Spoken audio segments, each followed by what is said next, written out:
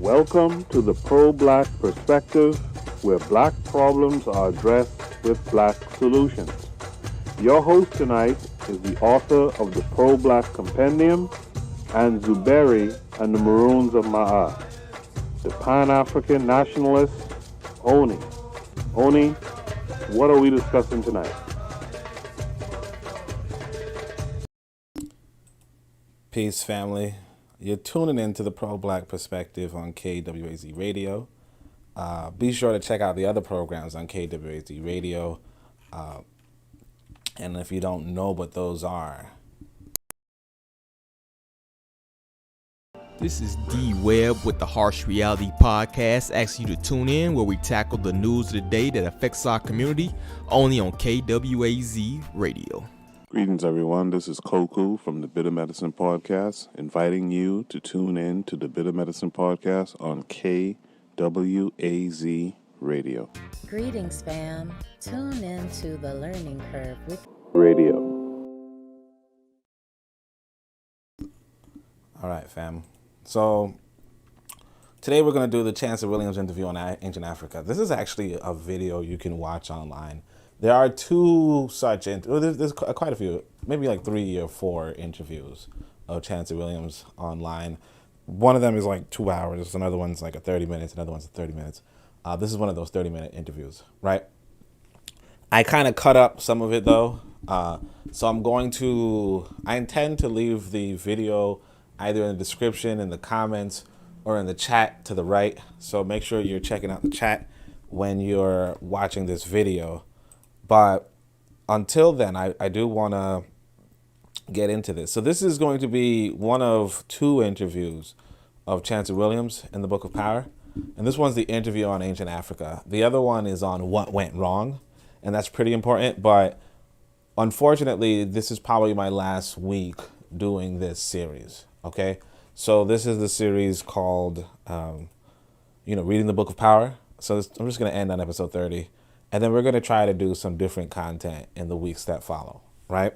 I have one thing planned for us already, which is, the open secret to the success of white people, right? But outside of that and beyond that, I'm going to try to give you some different content, different ways of looking at things and different, feels to stuff. And we're going to start off with that. By the way, if you're in the chat, just, drop a like. But if you're not in the chat, don't drop a like. You know what I mean? Or don't do a dislike. Huh? All right. So let's see. So this is page 319 of the Book of Power. And this is Chancellor Williams' interview on ancient Africa. So in this interview, Baba speaks on his book, The Destruction of Black Civilization, an annual read for the Ankobia during Mwezi wa Kenesu. It's one of the 3 best Ourstory books, and it took Baba 16 years of writing and research to make it happen. It was published through his force of determination. He lacked the funds and was turned down by his associates. And this is something that you have to really understand, too. I want you to, when we talk about the open secret to white success, we have to realize that, I'm not going to say this doesn't happen to them, but this doesn't usually happen to them. He had to mortgage his home to finance this book. It's actually kind of sad in retrospect, right? On top of this, his eyesight was rapidly failing. He originally planned on a 3-volume work, but he condensed his research to make the single volume we appreciate today. In this dialogue, he says quite a few things that need to be contextualized. For instance, he mentioned how Africans in America are ignorant of an Ourstory. This is confirmation for Boko Waset Nakiru, as David Walker, Martin Delaney, and Marcus Garvey before Baba, and plenty more share a deep understanding of our story. So, this is one of the things that I want to point out too, that realistically speaking, there's no reason that you or I should come into consciousness so late in life, as well as so trickly, so trickle down in a sense, by looking at earlier literature like David Walker is talking about, the African Hannibal and, how he conquered, how he fought Rome. And he's talking about how ancient Egyptians were ancient Africans and all that kind of stuff. The fact that David Walker, and I remember that David Walker is writing his book during the enslavement of African people. You know, he's writing this while people are enslaved in Africa, maybe like in the 1840s, 1850s. He's writing this before Nat Turner's rebellion, right? So if he possessed this knowledge before Nat Turner rebelled, right, then there's no excuse for us to, like, in this day and age, to be like, was Hannibal black, or was Egypt black? Like, it doesn't even make any sense. But if it's different if David Walker didn't know, if Martin Delaney didn't know, if Marcus Garvey didn't know, if everything was just new and, oh wow, you know, we're just learning this today, makes a lot of sense. But if they knew this 150 years ago, or more than 150 years ago, and then you still don't know this, like, you clearly have not created the institutions or the lasting institutions that would make us into a knowledgeable people. And the trouble is this, that if we're being honest and we're being realistic, knowledge of your history or knowledge of your our story, right, while incredibly important, right, is just a small aspect of how much you need to learn to be a functional and important human being. It's just a small aspect, and yet you don't even know that one. And that in and of itself tells us that there's so much work to be done. And if you're not participating in that work, then the trouble is that, you know, all right, I'll say it this way. If you're not a part of the solution, you're part of the problem. Okay? If you're not a part of the solution, you are part of the problem. And you just have to face that. And you got to say to yourself, how can I be a part of the solution? Because generations upon generations of African people, or even I should say it this way, we are in possession of less knowledge than our ancestors. If you look at it on a general scheme, or if you're looking at even on a average scheme, we're in possession of less knowledge. That is harmful. So this goes to show how important racial education is, and how a lack thereof will continually make black people feel like they are discovering something well known for thousands of years. You know, we are continually discovering something well known for thousands of years. You know, I actually just came across a video earlier today of these Euro Jews, and this man is like, you know, the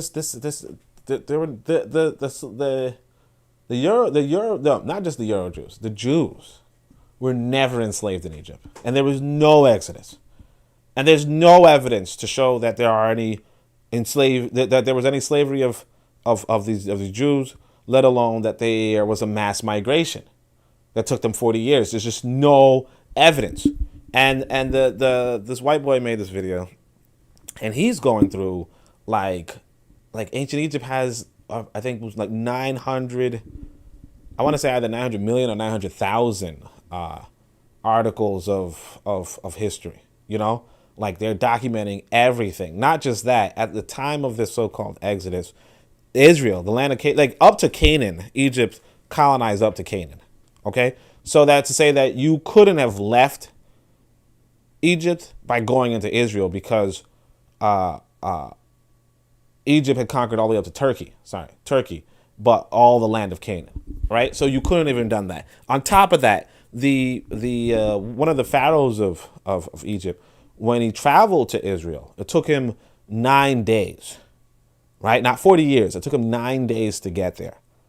On top of that, there's just no evidence. Now there is evidence of ancient Egyptians trying to erase evidence of other people, or well, for instance, they tried to erase evidence of Amon. You know, Akhenaten, he tried to erase evidence of Amon, but we still have that, and evidence of Hatshepsut, but we still have that. However, there's no evidence of even an erase. Like, there's nothing. But we've been telling you this but like, it's common sense to everybody for thousands of years.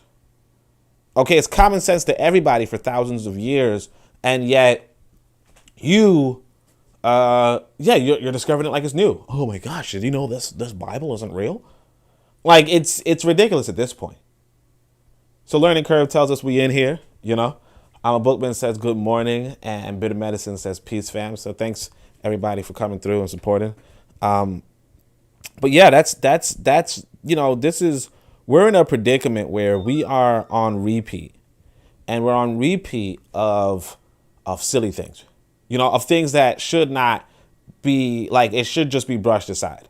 I've been telling you people, I've been telling everybody that, you know, these are works of fiction, and instead of, but like that should be common sense by now, but it's not, and it's a well-known thing for thousands of years. But let's keep going.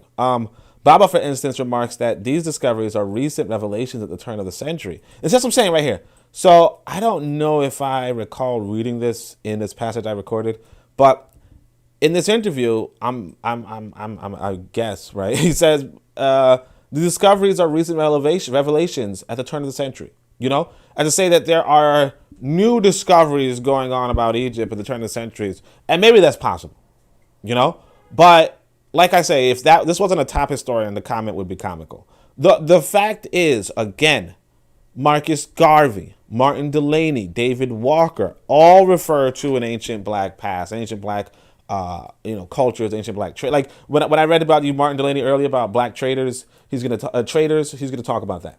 You know, it's pretty interesting. Now you're gonna actually find this passage to be interesting to read.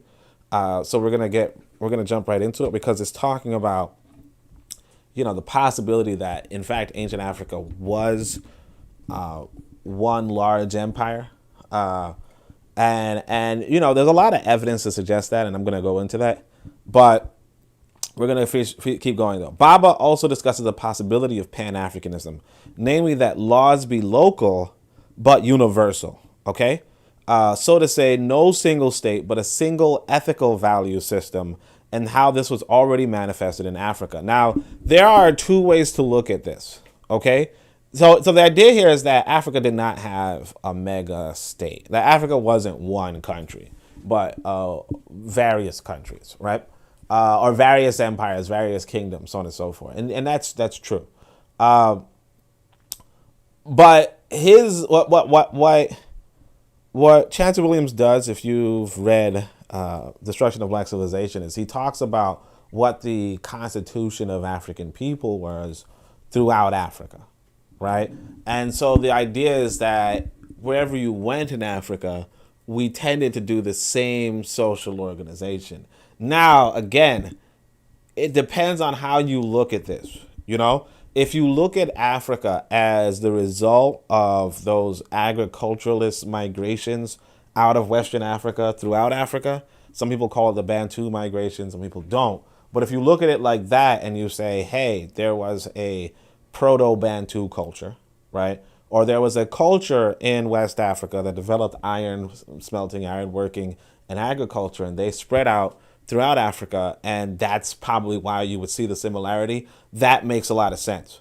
But of course, here's the thing that I want to point out too, is that he might be talking about a more ancient African model. And this is another thing that we would see in regards to what I call the Ma'a Federation, right? Or what is known as the Ma'a Federation, in the sense that there was at one point a giant African culture along the of Lake Chad, right? Back when it was a mega lake. And as the desert began to overwhelm this culture, those people moved out and spread out around Africa. And so you have this word Ma'at that seems to be related to these older group of people who were the Ma'a, right? This, of course, we talked about in the Law of Ma'at essay earlier. So I say this we show and prove in regard to the Law of Ma'at. You should be fascinated at the Law of Ma'at. So it's really unclear whether or not, and you have to realize too that a lot of African languages today have derivations of the word Ma'at or Ma'a in their culture, you know, sometimes to mean people, sometimes to mean goodness, sometimes to means whatever, but it kind of tells you that it's very likely, it's very probable that we do to a large extent, have a common ancestry and a common culture, way back, right? Has already binded African people. So you should be fascinated. The law of Ma'at has already binded African people. The only thing I wish to share is that it's possible that Africa did have one emperor once upon a time. So there's this story. I think I should probably share it. There's this story of Herodotus, I guess. Yeah, Herodotus in ancient Ethiopia, and let me see if I put it on my other site. And what happens with Herodotus is let me see if I can find it actually. Like, they talk about a king of Ethiopia, right? They talk about a king of Ethiopia. It's so hard to remember. It might be in my longevity. Yeah, it might be in my longevity. Okay. So I don't recall if I put this in the pro-black compendium or not. But I have this thing about the Ethiopians, and let me see if I can find it. Regard to the regal power. Okay, yeah. Okay, so here, I'm going to actually show you guys this thing because it's actually pretty interesting. So we're going to just go right into the African Blood Siblings website, right? And this is the article called The Secret of African Longevity. I'm not 100% sure, but it might have been republished in the pro-black compendium. I would have to double check. But if it weren't, because this is like one of my favorite things. It's basically about how it was pretty normal for African people to live a long life once upon a time.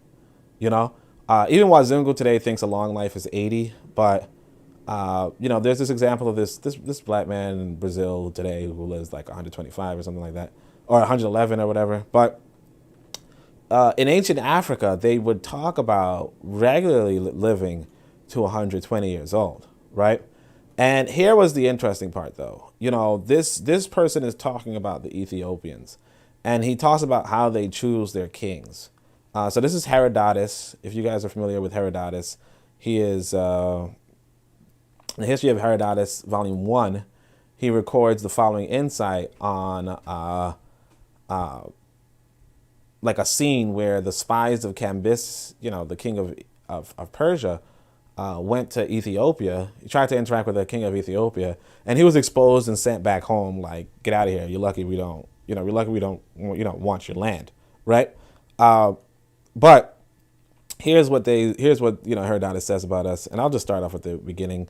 He says, then as soon as the whatever this word is, came to Cambyses from Elephantine, he sent them to the Ethiopians, enjoining them what they should say and giving them gifts to bear with them. That is to say, a purple garment and a collar of twisted gold and bracelets and an alabaster box of perfumed ointment and a jar of palm wine. So again, this is a ancient Persian trading with a ancient African, or giving them gifts. And this is something normal, right?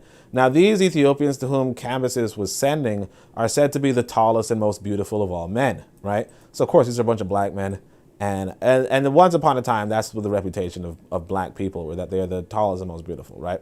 And besides other customs, which they are reported to have different from other men, there is especially this. It is said with regard to their regal power, their king, whomsoever of the men of their nation they judge to be the tallest and to have strength in proportion to his stature, this man they appoint to reign over them. So that's actually pretty interesting. I remembered it as the strongest man, but yeah, he's like the tallest and best proportioned, So like if you're tall and lanky, or you're tall and not strong, then nobody cares. But if you're tall and strong, in proportion to your stature, then yeah, that's the person that they choose to be king, which is pretty interesting.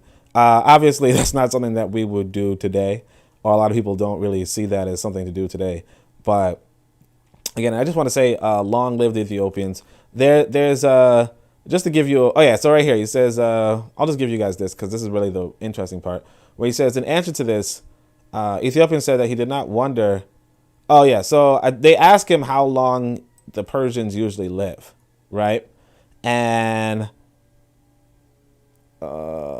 Okay, so he says, then when he came to the wine and had learned about the manner of its making, being exceedingly delighted with the taste of the drink, he asked besides what food the king ate and what was the longest time that a Persian man lived. So basically the Ethiopian said, oh, how did you make this wine? It actually tastes delicious, right? And they told him that he ate bread. So they're asking about the king. They said the king of Persia ate bread, explained to him first the manner to growing the wheat, and then they said that 80 years was the longest term of life appointed for an Persian man, right? So the idea is that the king of Persia, would eat bread and drink wine, but the longest life usually that a Persian would live would be 80 years, right? And so in answer to this, the Ethiopian said that he did not wonder that they lived but a few years when they fed upon dung. For instance, they would not be able to live even so many years as this if they did not renew their vigor with the drink, indicating to the ichthyophagoi, the wine. For in regard to this, he said his people were much behind the Persians. So he was like, yeah, we don't make wine as well. Then when the Ethiopian asked the king in return about the length of days and the manner of life of his people, the king of Ethiopia said, he answered that the greater number of them reached the age of 120 years, and some surpassed even this. And this food was boiled flesh, and their drink was milk. And when the spy marveled at the number of years, he conducted them to a certain spring. Yeah, so anyway. So, like, the idea was that back in the day, they ate boiled flesh, which is actually pretty interesting when you think about that Hetzabe, not Hetzabe, the Himba video I showed you, where they were eating boiled flesh. Now, of course, I think they used seasoning, but still. And then they drink milk. But on top of this, basically the Persians were eating bread and wine, and the Africans were eating meat and drinking milk. And obviously, these were agriculturalists too, so they had other stuff. But 120 years is a long time still to this day, for it to be a normal age to live. And of course, living in good health, which is something. So, I mean, obviously, if you want to look into this is in Gutenberg file, whatever. And if you need to find it, you just go to the African Blood Siblings website. You go to the newsletter archives. On the top, you would just click on newsletter archives. And I stopped updating it recently, but you just click on newsletter archives, and then you'd get to this page over here. And then when you're at this page, you just click on you just search for the secret of African longevity. So that was a little bit of a tangent. But yeah. So why, and actually didn't go along with what I was trying to say. Anyway, son of Olodumare says Hotep family, Uwa Abun Tuam, Aban Tuam, number 2 says peace, I'm in here, it's great. Learning Curve says, so we don't eat the right diet and it's taking us out. Yeah, exactly. It's taking us out. Anyway, so let's go back to this. So you said you should be fascinated with the law. The only thing I wish to share is that it's possible that Africa did have one emperor once upon a time. So yeah, the reason why I brought that up was that, that king of Ethiopia was likely the king of all of Ethiopia. But now here's the thing. When Ethiopia is spoken about, it isn't actually clear that it's only the Nile Valley civilization. This we know because the ocean by the western coast of Africa was once known as the Ethiopian Ocean, right? I don't know if I should actually show evidence of that. That actually makes a little more sense to show. So I'm just going to search Ethiopian Ocean, right? And again, like, it's hard to say what is what. It's hard to say what is what. But the idea is that obviously the southern hold on a second. Well, like, I just searched it and they said, this is an article, but it doesn't show the picture, but it says map makers once referred to the southern Atlantic Ocean as the Ethiopian Ocean, right? But let me see if I could try. Let me see if I could show you this. I'm trying to get it to be big, but it's not showing up as big. Let's see. All right, so it's not going to show up as big, but let me show you this right here. Just so that, because a lot of times you just, like, what you realize is people want to see things, Like, we're visual learners. Let me see if this might be better. Yeah, but you see, basically, this is Africa, and this is the ancient map of Africa, or an earlier map of Africa, like 1500s or something. And this is called the Ethiopian Ocean. What you also realize is this, that Africa itself was known as Western Ethiopia, and India was known as eastern Ethiopia.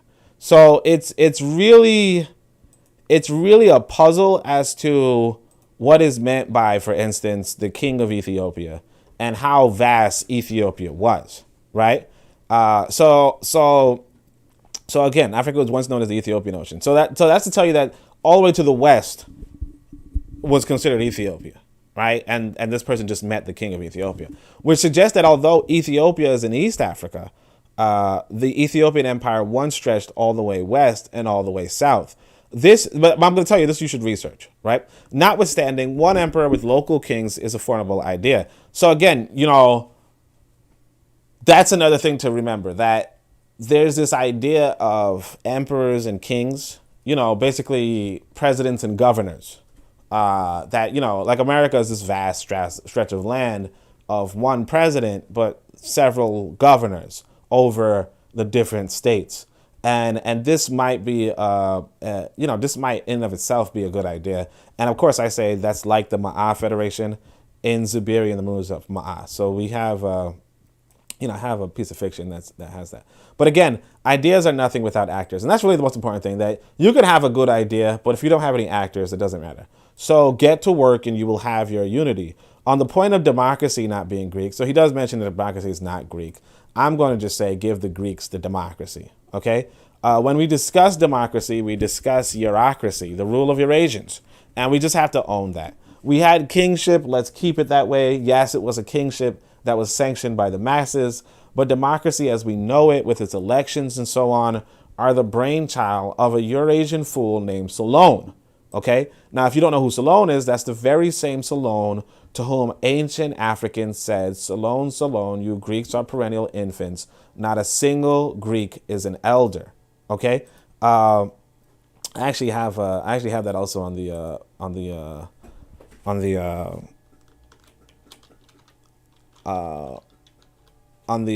website. So let me just show you guys that too. And sometimes it's like that's what part of reading is. You find something and then you go into it. So you saw that I said Atlantis, an excerpt from Timaeus, right? Occidental mythology. And this is the meaning of Atlantis, and it's an excerpt from Timaeus by Plato. So Plato, and so these are the ancient Minoans. This is what they look like. This is the culture that the Greeks took over. And so basically this is what the people looked like before the ancient Greeks showed up. Some of these pictures, obviously they whatever. But yeah, you could actually see, like here, Minoan snake goddess, Minoan fresco, man with a fish, 1500 BC. Now I do want to point out, this is a Minoan fresco. I do want to point out that there are sometimes color schemes that people would use in ancient times to reflect man versus woman, So it's like, it's not going to be clear whether this is a man or a woman to some people. And so they would put like a different color for man and women. Sometimes it'd be like a white guy. So that's what ancient Egypt has too. But here's Timaeus, and this is one translation. I gave you two translations of Timaeus. This is one translation, this is another translation. So you can see the shorter one is, O Solon, Solon, you Greeks are always children. You Greeks are novices in all knowledge and in all knowledge of antiquity. You are ignorant of the past. You are ignorant of what passed here or among yourselves in the days of old. The history of 8,000 years is deposited in our sacred books, but we can ascend to much higher antiquity and tell you what our fathers have done for 9,000 years. I mean their institutions, their laws, and their brilliant accomplishments. So this is an Egyptian priest at Sais to Solon en route from so on and so forth. So, and of course, again, right here, Solon was one of the 7 sages of Greece.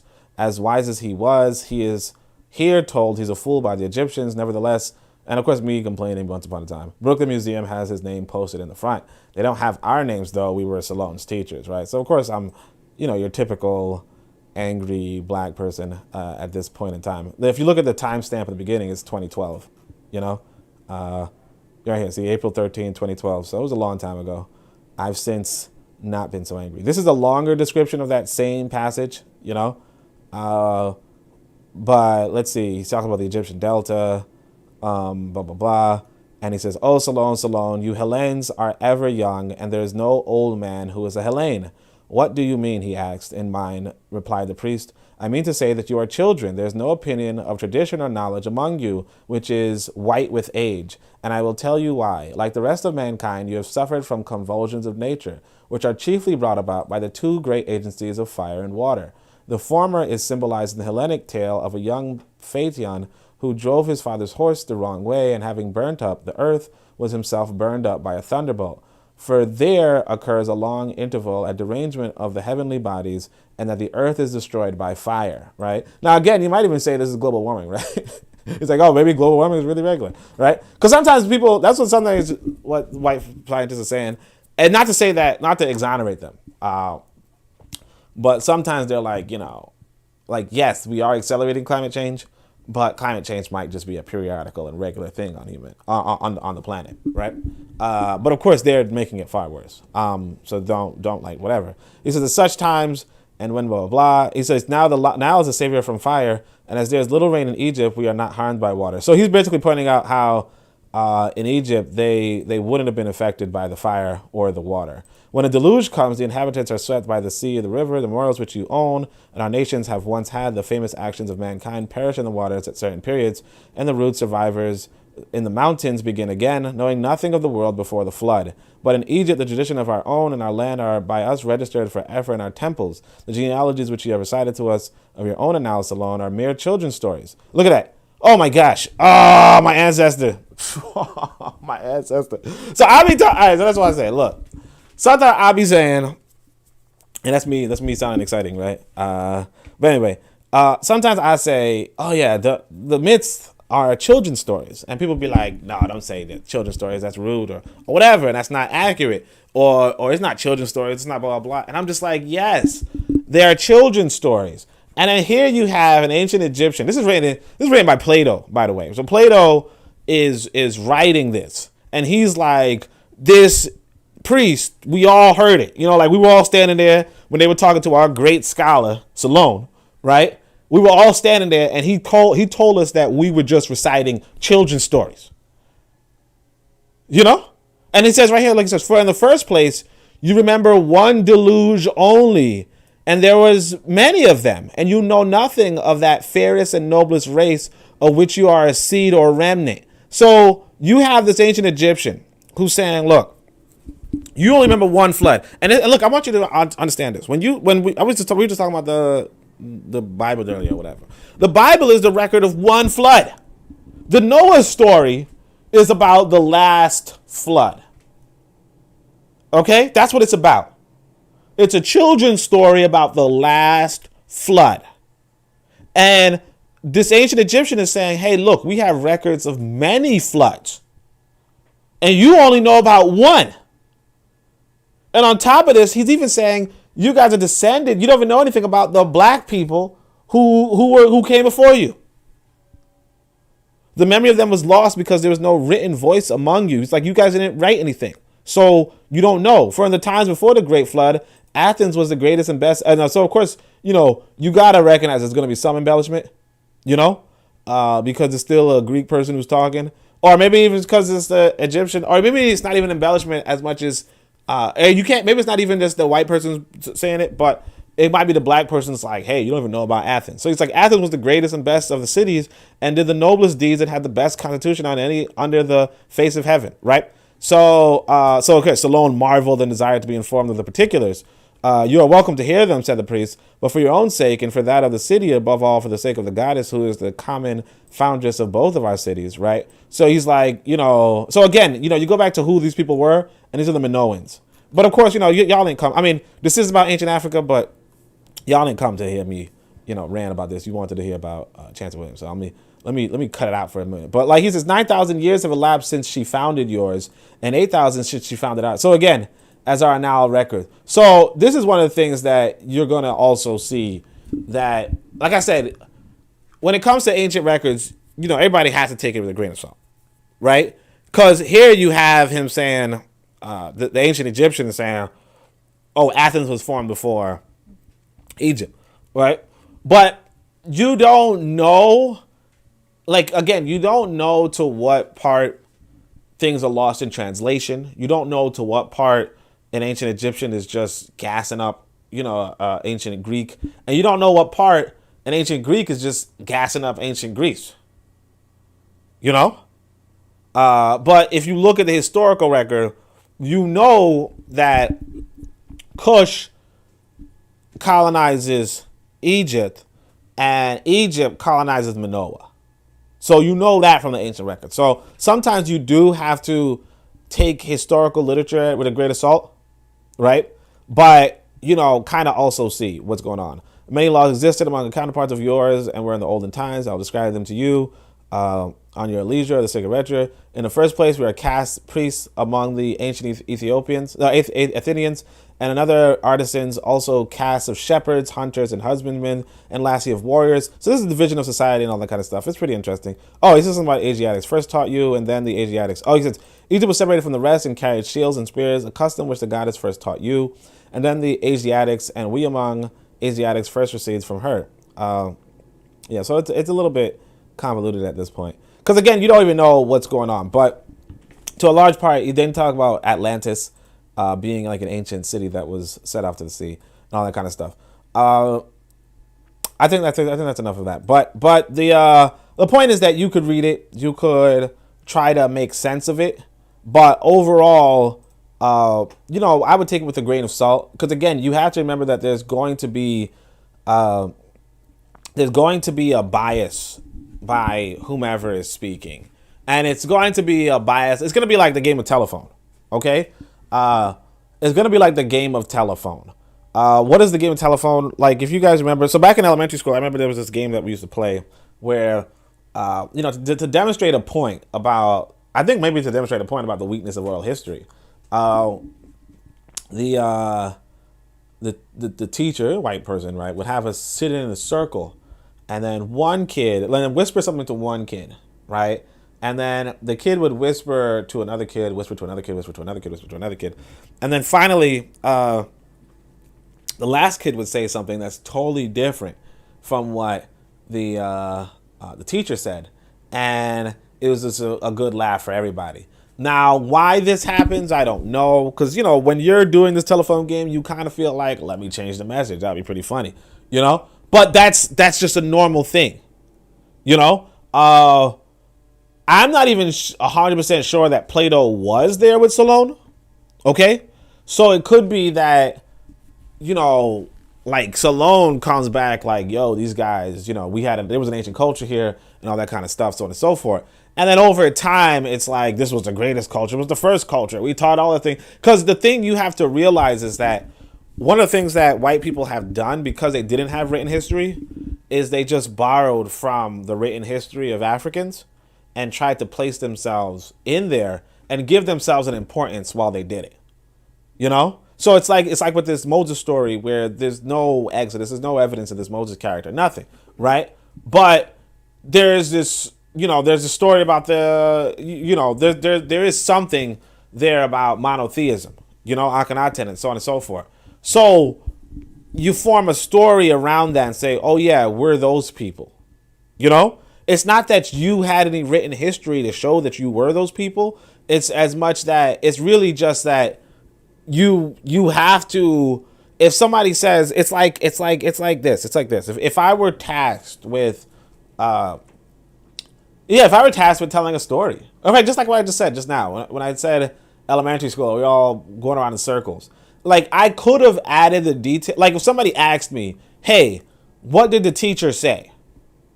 You know, to the first kid. And then what did the last kid say? You know, how did it change and all that kind of stuff? If I were really pressed to, or if somebody was like, I don't believe this story, this never happened or whatever, I would just try to fill in the details. You know, and that's the thing that happened in the ancient world, where people would fill in the details with like common facts, and that's all well and good, but you have to, as an observer, realize that sometimes people are just filling in the details with common facts, you know, or with their education. But we're going to just continue. I know that was whatever. So he says, own that, blah, blah, blah. So Solon. So the very same Solon whom the ancient Africans said, Solon, Solon, you Greeks are perennial infants. Not a single Greek is an elder. So hopefully I give you some context on who that is. Yes, Solon studied in Africa, but give the Greeks their system and leave the name democracy to them. We are setting up an African system. We don't need the Eurasian name. Even the word Africacy Africracy reeks of Eurasianism. Because the cra part.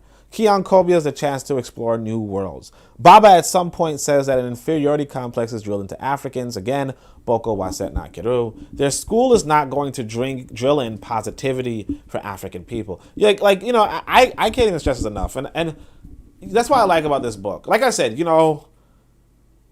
write a book and it's good. Okay? You write a book and it's good. And that's it. That in of itself has value. Because that line right there, their school is not going to drill in positivity for African people. That's a line I should have known once upon. You see, or you saw in fact, you saw in that video. Not in that video, in that link I just gave you. That link I just read. Sorry. In that link I just read, where, what was it? The Meaning of Atlantis, right? Where I read that link and I say, this is me. This is me 10 years ago saying Brooklyn Museum has his name posted in the front and they don't have our names, though we were Salone's teacher. And so at that point in time, somebody should have came across to me and said, hey, you know what? They're not going to post your names up in celebration for their learning institutions. Because it's their learning institution. And if you want your name put up, you need to have your own learning institution. And that would have meant so much more to me. Because it's possible that even then, I could have. It's very possible that if you have that thought I just showed you, right, that you say to yourself, well, I want to get our name up on that museum. And it's a fool's errand. It's like this brother was asking me about CRT, critical race theory. And it's like, critical race theory, I don't know about it. But my understanding is that it's a bunch of, it's like trying to get people to get this accurate image of black folk to make black folk bad. And you're teaching white kids, basically. No, sorry, white folk. You're teaching white kids that George Washington was a slaver and he was a bad man and he used to do this and he used to do all that kind of stuff. And it's like, yeah, why would they want to do that in their schools? And then when they shut it down, when they cut it out, we're just like, oh, how dare them? Look at them. They don't want to be progressive. They don't want to be honest and blah, blah, blah. And it's like, yes, a part of the school system, right? Or part of the fool system is to fool people into having a good sense of nationhood. A sense of, hey, I want to keep this political economy going. To give them all the failures and all this kind of stuff, that's not really productive or conducive to what they're trying to do in those institutions. And the sooner you realize that, the more you realize, hey, you know what? It's my imperative to build my own institutions. Because if I don't do that, then, I'm not doing anything. By the way, I forgot to read that Kenneth L. said the Sahara used to be green and climate change always. So, that's just the reality of the universe.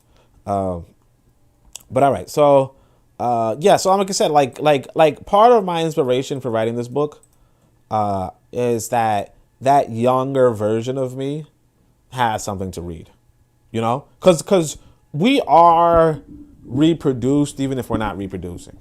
We come back even if we don't come back, if that makes sense, right? There are others like us when we were younger who are going to navigate a world that is either the same, better, or worse than the world we navigated. And we have to contribute to it being better because there are others who are contributing it to being worse for us and better for them. You understand? So everybody's trying to contribute to the world being better, or everybody should contribute to the world being better. But remember that what's better for them is worse for you, and what's worse for you is better for them. So you have a lot of work to do. So like what I said, their school's not going to drill into you. Deal with it and move on. Build your own boko. Build your own school, and you don't need to worry about what they drill into themselves. If we had our own museums, if we had our own libraries, we don't have to worry about what's in their libraries, what's in their museum. The Chinese for a long while taught that they were the first people, just as whites teach that they are the first civilization. If you pay attention to a spirituality, they say they're the first people. Adam and Eve were white people. You know what I'm saying? It's wrong, but that's what they should do. See, because you caught up on, well, they should teach the truth.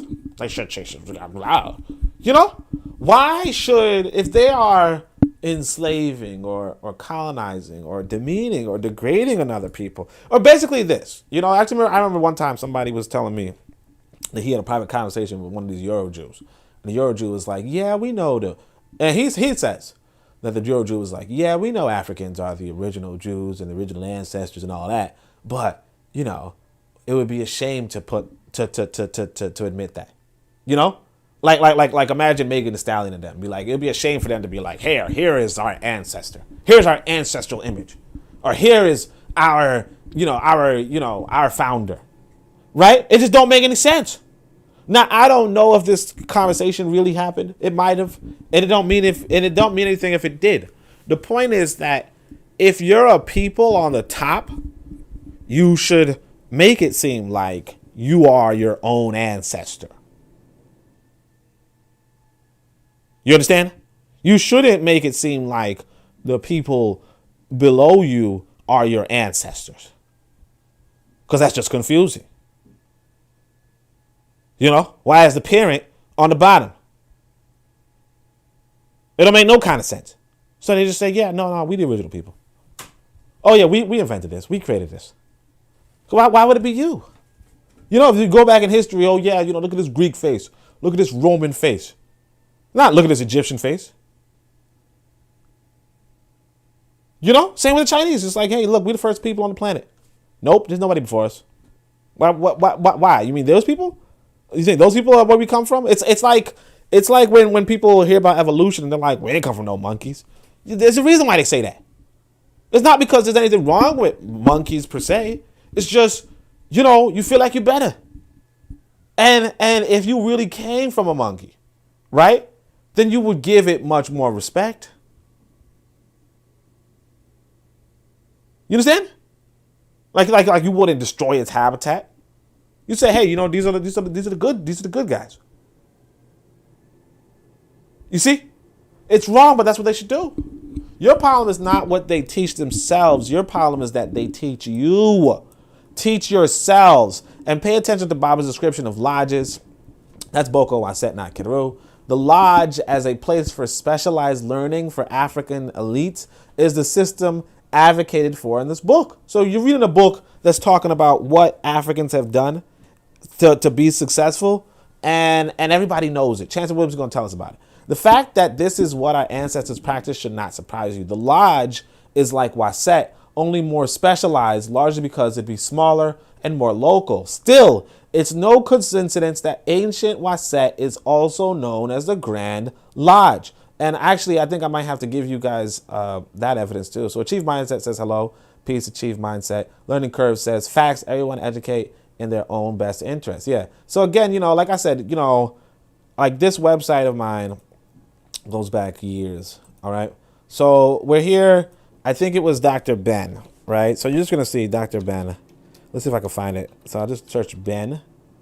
So you see benefiting the Nile Valley civilization, the story of El Sharpton, contribution to science, corruption of. Okay, so Dr. Ben on symbolism. So this is actually one of the earlier things I wrote. See, this is the first thing I wrote. What inspired to literature? Next, so on and so forth. Right. So you got Kemetic symbolism. This was 2011. Look, see, May 11th, 2011. Right. And you see, this is Dr. Ben. And, he's some of the great sperms and ovums and all that kind of stuff. Dr. Ben. And he gives us a year, 6,000, the day of 6,000, whatever. Then he wrote this in 1986. Amen Ra, you see Amen Ra, he talks about George James, all that kind of stuff. But here, look at this. Grand Temple Lodge at Saqqara, or the Grand Temple Lodge at Waset. And he's showing you what they show. This was Aristotle taking the four humors. Hot and dry is blood, dry and cold is black bile. But then you see that, I guess he doesn't show it, but he relates how, here it goes. He says, oh no, actually this hot, dry was actually fire, dry, cold was earth, and these were the four elements in ancient Egypt. So he's showing you how Aristotle just kind of took things and didn't understand them. But either way, Yeah, you see the Grand Lodge. The Grand Lodge of Waset, Tameri, Northern Alkebulan. This is what we're dealing with. So again, like I said, you can always investigate this website. Obviously, a lot of my views have changed, evolved. Back then, I was, whatever, so on and so forth. Community centers. Get 20 people together. You get a community center. All your views have changed, except for the view count on your channel. Why is this guy? Yeah, how I thought I muted you. No, no, I'm joking. All right. Yeah. He's got a point. But anyway. This is a different channel. I didn't have that channel back in 2011. But yeah. Malcolm X event. So I said at the Malcolm X event mentioned in the last post, I was able to see Dr. Ben up and close and personal. He's ailing. Please aid him. Below is a post on symbolism. There's much to learn from Dr. Ben. So on and so forth. So obviously I wrote this before Dr. Ben passed away. And I think I just met him the day before. And Malcolm X is his nephew. So it's pretty interesting. I remember that day. Anyway, so we'll come back to the chat. Let's see. All right, so yeah, largely because it's smaller and large. It's no coincidence that ancient Waset is also known as the Grand Lodge. That should tell you everything. The wisdom of Boko, Waset, Na Kiru is your ancestral wisdom, and I'm articulating it to you. You just need to get up and do it. Next, I want to contextualize his discussion on trade and subsistence farming to you. Very easily, you can create great wealth for our people if you intelligently farm. Martin Delaney was outlining the same thing. Trade among yourselves and be an industrial people. We on Colbia just need land, intelligence, and workers. Get to it. Farm beyond sustenance. Trade and gain a surplus. Reciprocate until you are wealthy. With great wealth, you can attract many to our cause. This is basic, right? So again, I'm starting to read Wealth of Nations, and it's a similar idea of how you develop wealth in the sense of you want a diversified labor economy, but for the most part, you do want to start off with subsistence before you get into industries. But beyond that, you do want a diversified labor force. But that only happens, the diversity of a labor force only happens when you can farm beyond subsistence or if you depend upon another people to supply your subsistence. But subsistence is the most important thing for African people. And a lot of us do not congratulate or celebrate that kind of thought enough. There's actually, I just saw, the guy who took over Guinea, he was saying, hey, look, we got to put this mining operation in our own hands as African people. But again, you really want to focus on subsistence first, although putting the bauxite mining and industrials in your own hands isn't a negative thing, obviously.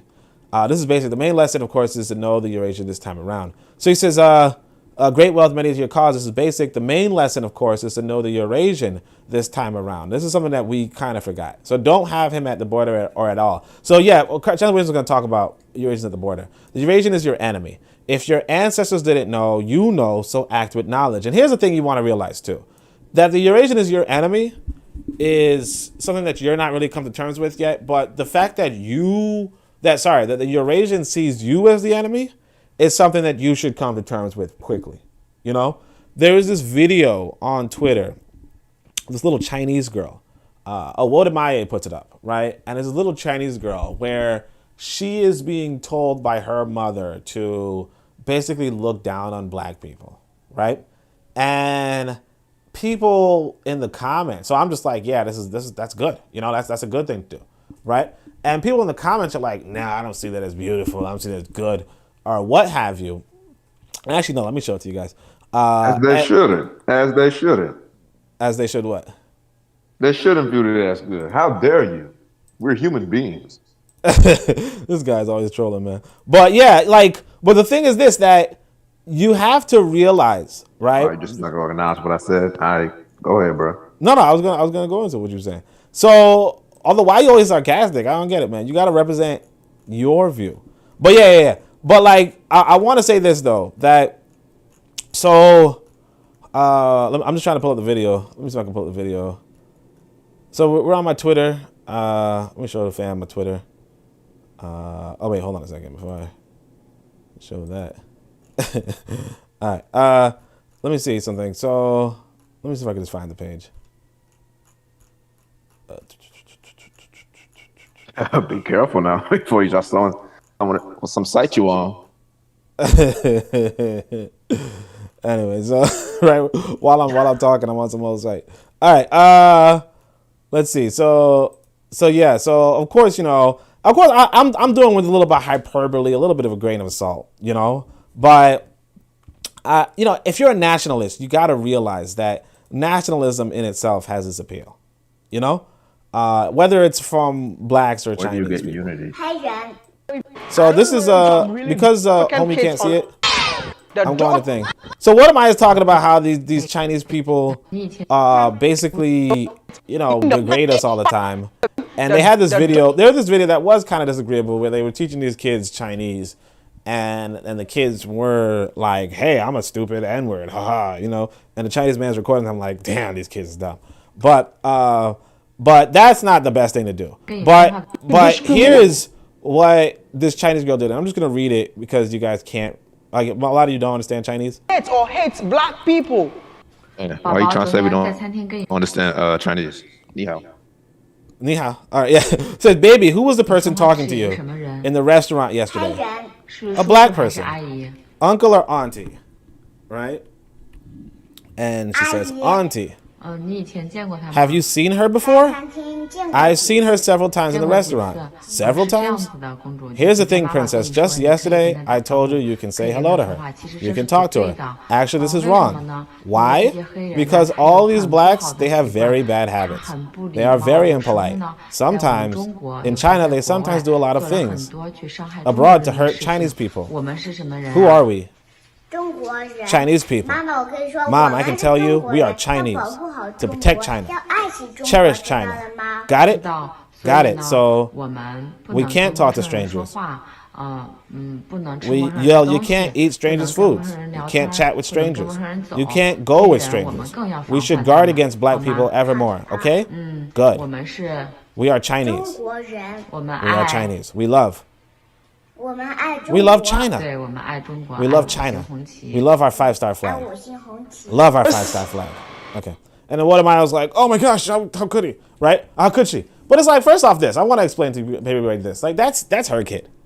If she wants to teach her kid whatever she wants to teach her kid, that's on her. Like the idea that... I don't know about that. You don't know? Yeah, of course. When you have kids, you're going to realize that I know, but you can't just have that real laissez-faire. I mean, do whatever you want with your kids. Like that's a thin line. It's not a thin line. That's the reality. I mean, no, we should. I mean, it's not do whatever you want with your kids. Like you can't, you shouldn't harm your kids. But this is not harming your kids. I mean, that's a slippery slope, bro. You slide around. No, we were talking about education. We were not talking about punching your kid. Came in here, so Nah, that was the whole context. The video's the whole context. But anyway, yeah, it's not like, oh yeah, punch your kid in the face because it's your kid. No, that's not what I said. What I'm saying is that if you're teaching your kid, like if you like for instance your history is Igbo or something, right? Okay, let's say you mess with a Igbo woman, right? And you have a child with an Igbo woman, then you might want to teach your kid Igbo, now or teach your kid Igbo culture. But hear this. Let's say you mess with another culture, like a Zulu woman. You still might want to teach your kid Igbo. Or even this. Imagine this. Let's say you mess with African American woman and you don't want to teach your kid Igbo. The thing is that none of those choices are right or wrong. Like even if you mess with an Igbo woman and you don't want to teach your kid Igbo, none of those choices are right or wrong. It's you're the parent, you could teach what your kid wants, or whatever you want to your kid, right? That's not, and I mean, obviously, there are some human rights and civil rights things, in question, but this mother clearly was teaching her child, love China, respect China, put China above everything and above everybody else, because, check this out, the African is her enemy. You understand? He's like, oh yeah, Africans do bad things to Chinese people abroad. And she could also even go online and put up a video of a subway fight. She could pick up a video of a black person punching a Chinese person. It could be like 10 years old. It could be 2 years old. It could be 2 months old. It don't matter. The point is that this Chinese person doesn't owe you anything. And they don't have to tell their children to respect you. And the thing is this too, I want to say this, that she did tell her kid to respect the lady to her face. She was like, oh yeah, go say hi. Go, you know, and then she was like, oh wait. And I do the same thing. That's why I said, you know, this is low key beautiful. If you guys saw I don't know if you guys saw what I wrote on Twitter, but I said, low key, this is beautiful. Such national pride. Oh, sorry, let me pretend to be outraged at other people preparing their future to be leaders instead of collaborators. Because the thing is this, if I tell my kid, oh, go work with that, you know, go be nice to these white folk, my kid's going to be a collaborator. A lot of black folk in America are collaborators right now. They're collaborating with white people. Okay, they're collaborating with white people. You know? Or you know, let's shout out you, man. You know what I'm saying? Like when you do your thing, who you working with? Hey, my man. I'm just saying, like, not coming back on. I'm not gonna be your co-host no more because you're always using me as an example, bro. I don't appreciate that. All right, let me use another example. All right, what's your cousin's name? No, I'm joking. Yeah, like we could that out joking. But like, you know what I'm saying? Like what I'm saying is that a lot of us are collaborators with white folk, and what this Chinese person is saying is, no, I want to be the leader. So you look down on those other people. You show them politeness to their face. They appreciate it. Oh, nice girl, nice little girl, you so on and so forth, right? Use that against them. You know, these are the same Chinese people who wrote, whose ancestors wrote The Art of War. In The Art of War, it says all warfare is based off of deception. Okay? So this Chinese girl learned a valuable lesson where she can go up to some random black person and be like, oh, hello, auntie. And the black person's going to be like, oh, thank you so much. Nobody really respects me around here. And I'm so grateful to see a new generation. And then, but secretly, her mother pulls her to the side and says, hey, you know what? That was a bad person. And when you get older, you know that you can trick them. You know you can deceive them. You know that they will appreciate you for giving them a little bit of attention. But ultimately, you're all about China. And ultimately, you know that they're your enemy. And that's why that's the beauty in it. Because if we were doing that, we could be so much further. Now, of course, you know, in this on Twitter, people were giving me a bunch of, you know, flack over this. They were just, you know, well, some people were like, as they should. Well, some people were. But you know, you had to shut it down. You had, like at one point, somebody was like, "Hey, man, that's not what, you know." Because like, here's the thing: Dr. Clark says something like, "Black people don't owe anybody anything but a kick in the ass," or something like that, right? No, but an ass whooping, right? But it's like this: you have to realize that if that's your mentality, that black people don't owe anybody anything but a kicking, like but an ass kicking, then any other person should look at black people as somebody who don't owe them anything, and except for somebody who wants to attack them.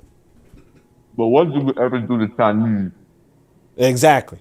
That's the whole point. That's actually the beauty of it, you know, because that's the weakness that all of us have, that we cannot, like, we're so, like, we can't attack innocent people.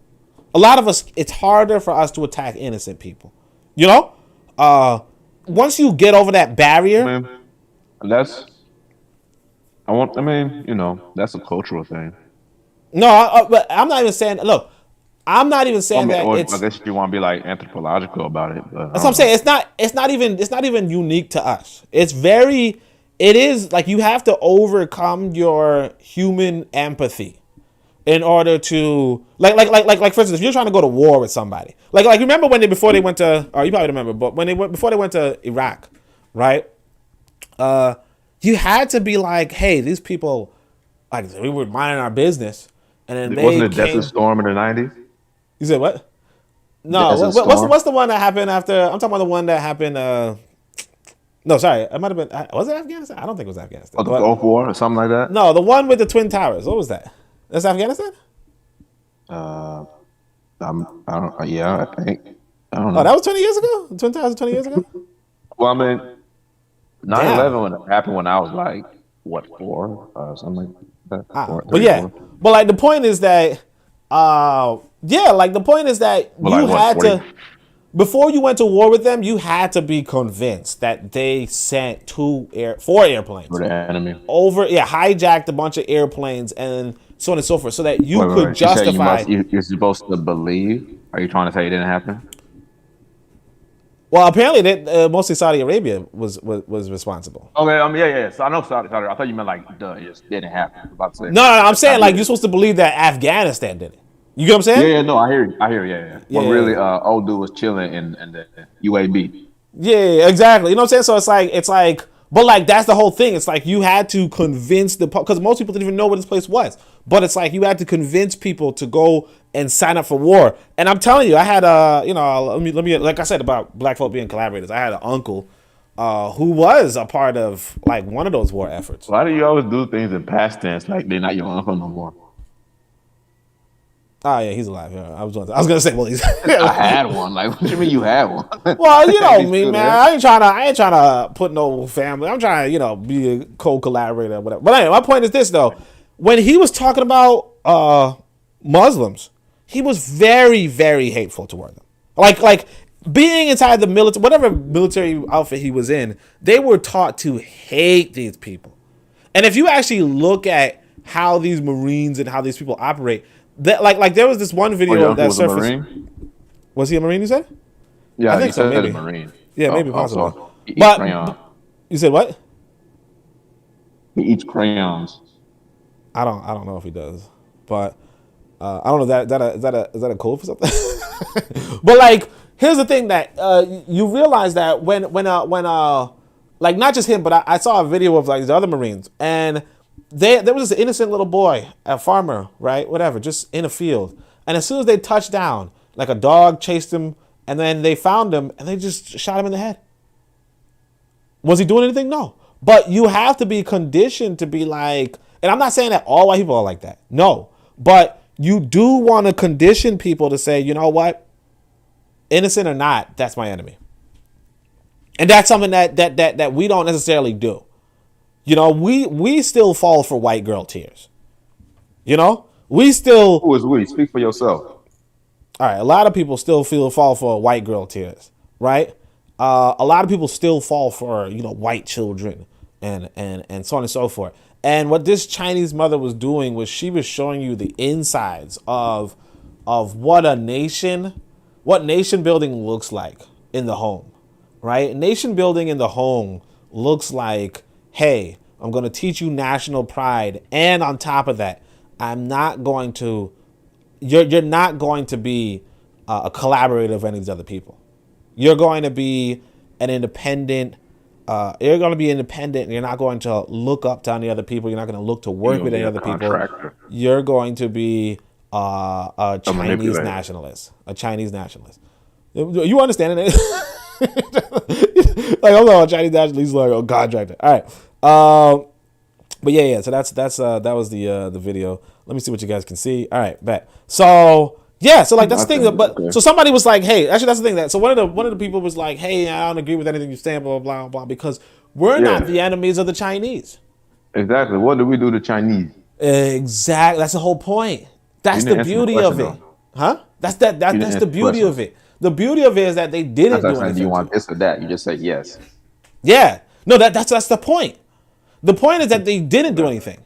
See, basically, it's like this, right? It's like if you can hate somebody who didn't do anything to you, then it's easier to hate somebody who did. You understand? Whereas if you can't hate somebody who did something to you, it's not necessarily so easy to hate somebody who did it. You get what I'm saying? Yeah. So evidence is not the evidence of absence. No, this guy, man. So like basically like this, all right?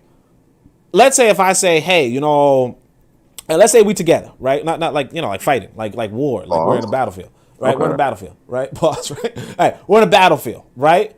And let's say, all right, let's put you in the commander, right? You the commander in general, right? Facts. And you say, Oni, you got to go run into that building and shoot them. Go over there, bro. Yeah, go over there and shoot and take over that building, right? If I ask you, what did they do to us, right? And then your whole reason. Order. Why are you questioning me? Exactly. wrong with You see? Boy? Matter of fact, strap this bomb to your back while you at it. Go. but that's what I'm saying. But like, you could even do that too. Like, again, you could even do that too because you're not like you are subverting that resistance that humans naturally have, which is, oh, there has to be a reason for what I'm doing, right? But when you subvert that reasoning and say, hey, actually, this is your enemy, notwithstanding. Exactly. When I tell you jump, you tell me how high. Exactly. That's the point. So now, like if she was like, hey, you know what? These black people never done anything to us. That's an automatic weakness for the Chinese, because now black people can just. I know a lot of stories during the Vietnam War. A lot of black veterans talked about how the Viet Cong would have like letters and speakers talk about "Soul Brother, not your war," and like pamphlets saying like saying "Why are you fighting us?" when it's like the white people there. But then like their commanders would be telling them like, throw that away. Like, you don't need to be reading. Just keep fighting, like the Viet Cong type of thing. Exactly. Cause the thing is that you can't, if you justify things on like only strictly on self-defense, the reality is that you're going to put yourself in a bad position. You know, if African people can walk around your community, it's like that's what happened with us as African people. We had Europeans who were in our area who didn't do anything wrong to us. You understand? And so because we were like, hey, what did they do? What did they do wrong to us? They were able to localize in such a strategic way and able to operate in such a strategic way that they were able to quickly take us over when they did decide to act against us. It's a weakness. So the fact that this Chinese girl was teaching her kid the value of just not letting other people take over your country, right? Or just not like even against Africans who did nothing wrong, right? It's so much easier to resist the European. You understand? Because even if the kids hesitate with Africans, like, I don't think they're a threat, right? They're not going to be hesitant with Europeans, and that's really critical. So it's a big round of applause for me. Wow. Yeah. Crazy. What, crazy the round of applause? Yeah, crazy about you, man. You see how your true colors are. You see my true colors, bro. It's about war. This should be the warship. All right. So if your ancestors didn't know, about war while talking to a mic on the screen. Yeah, look, man, this is Nah, a new I'm just form of joking, warfare. Huh? What is it? I'm playing.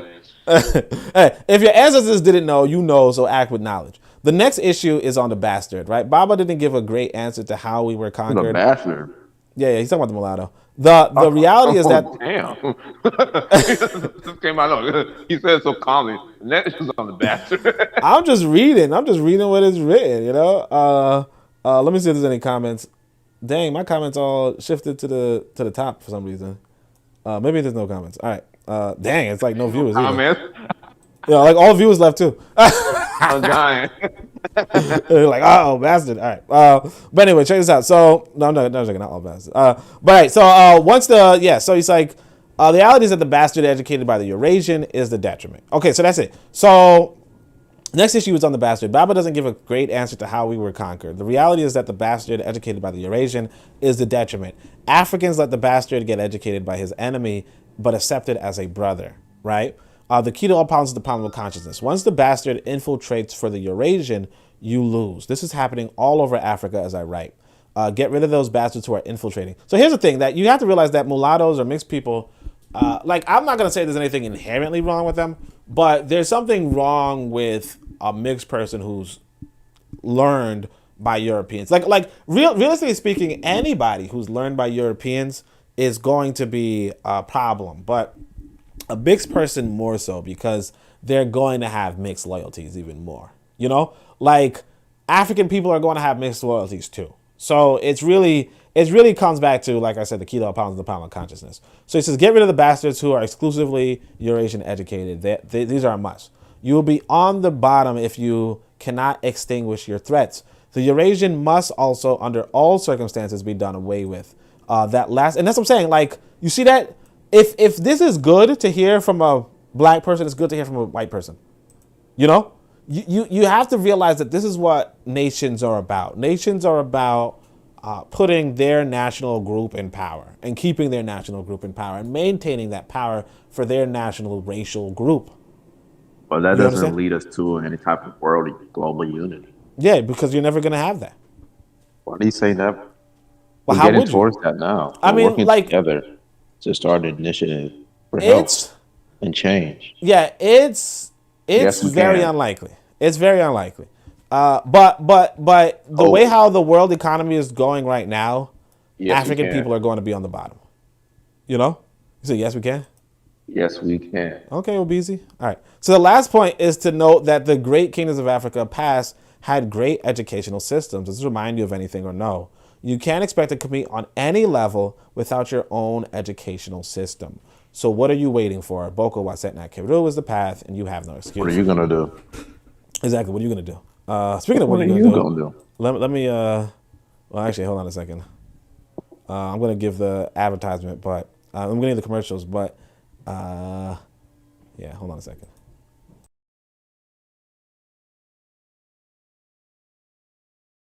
This is D Webb with the Harsh Reality Podcast, asking you to tune in where we tackle the news of the day that affects our community, only on KWAZ Radio.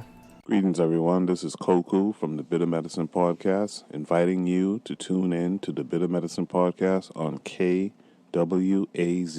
Radio. Greetings, fam. Tune in to The Learning Curve with me, the revolutionary matron on KWAZ Radio.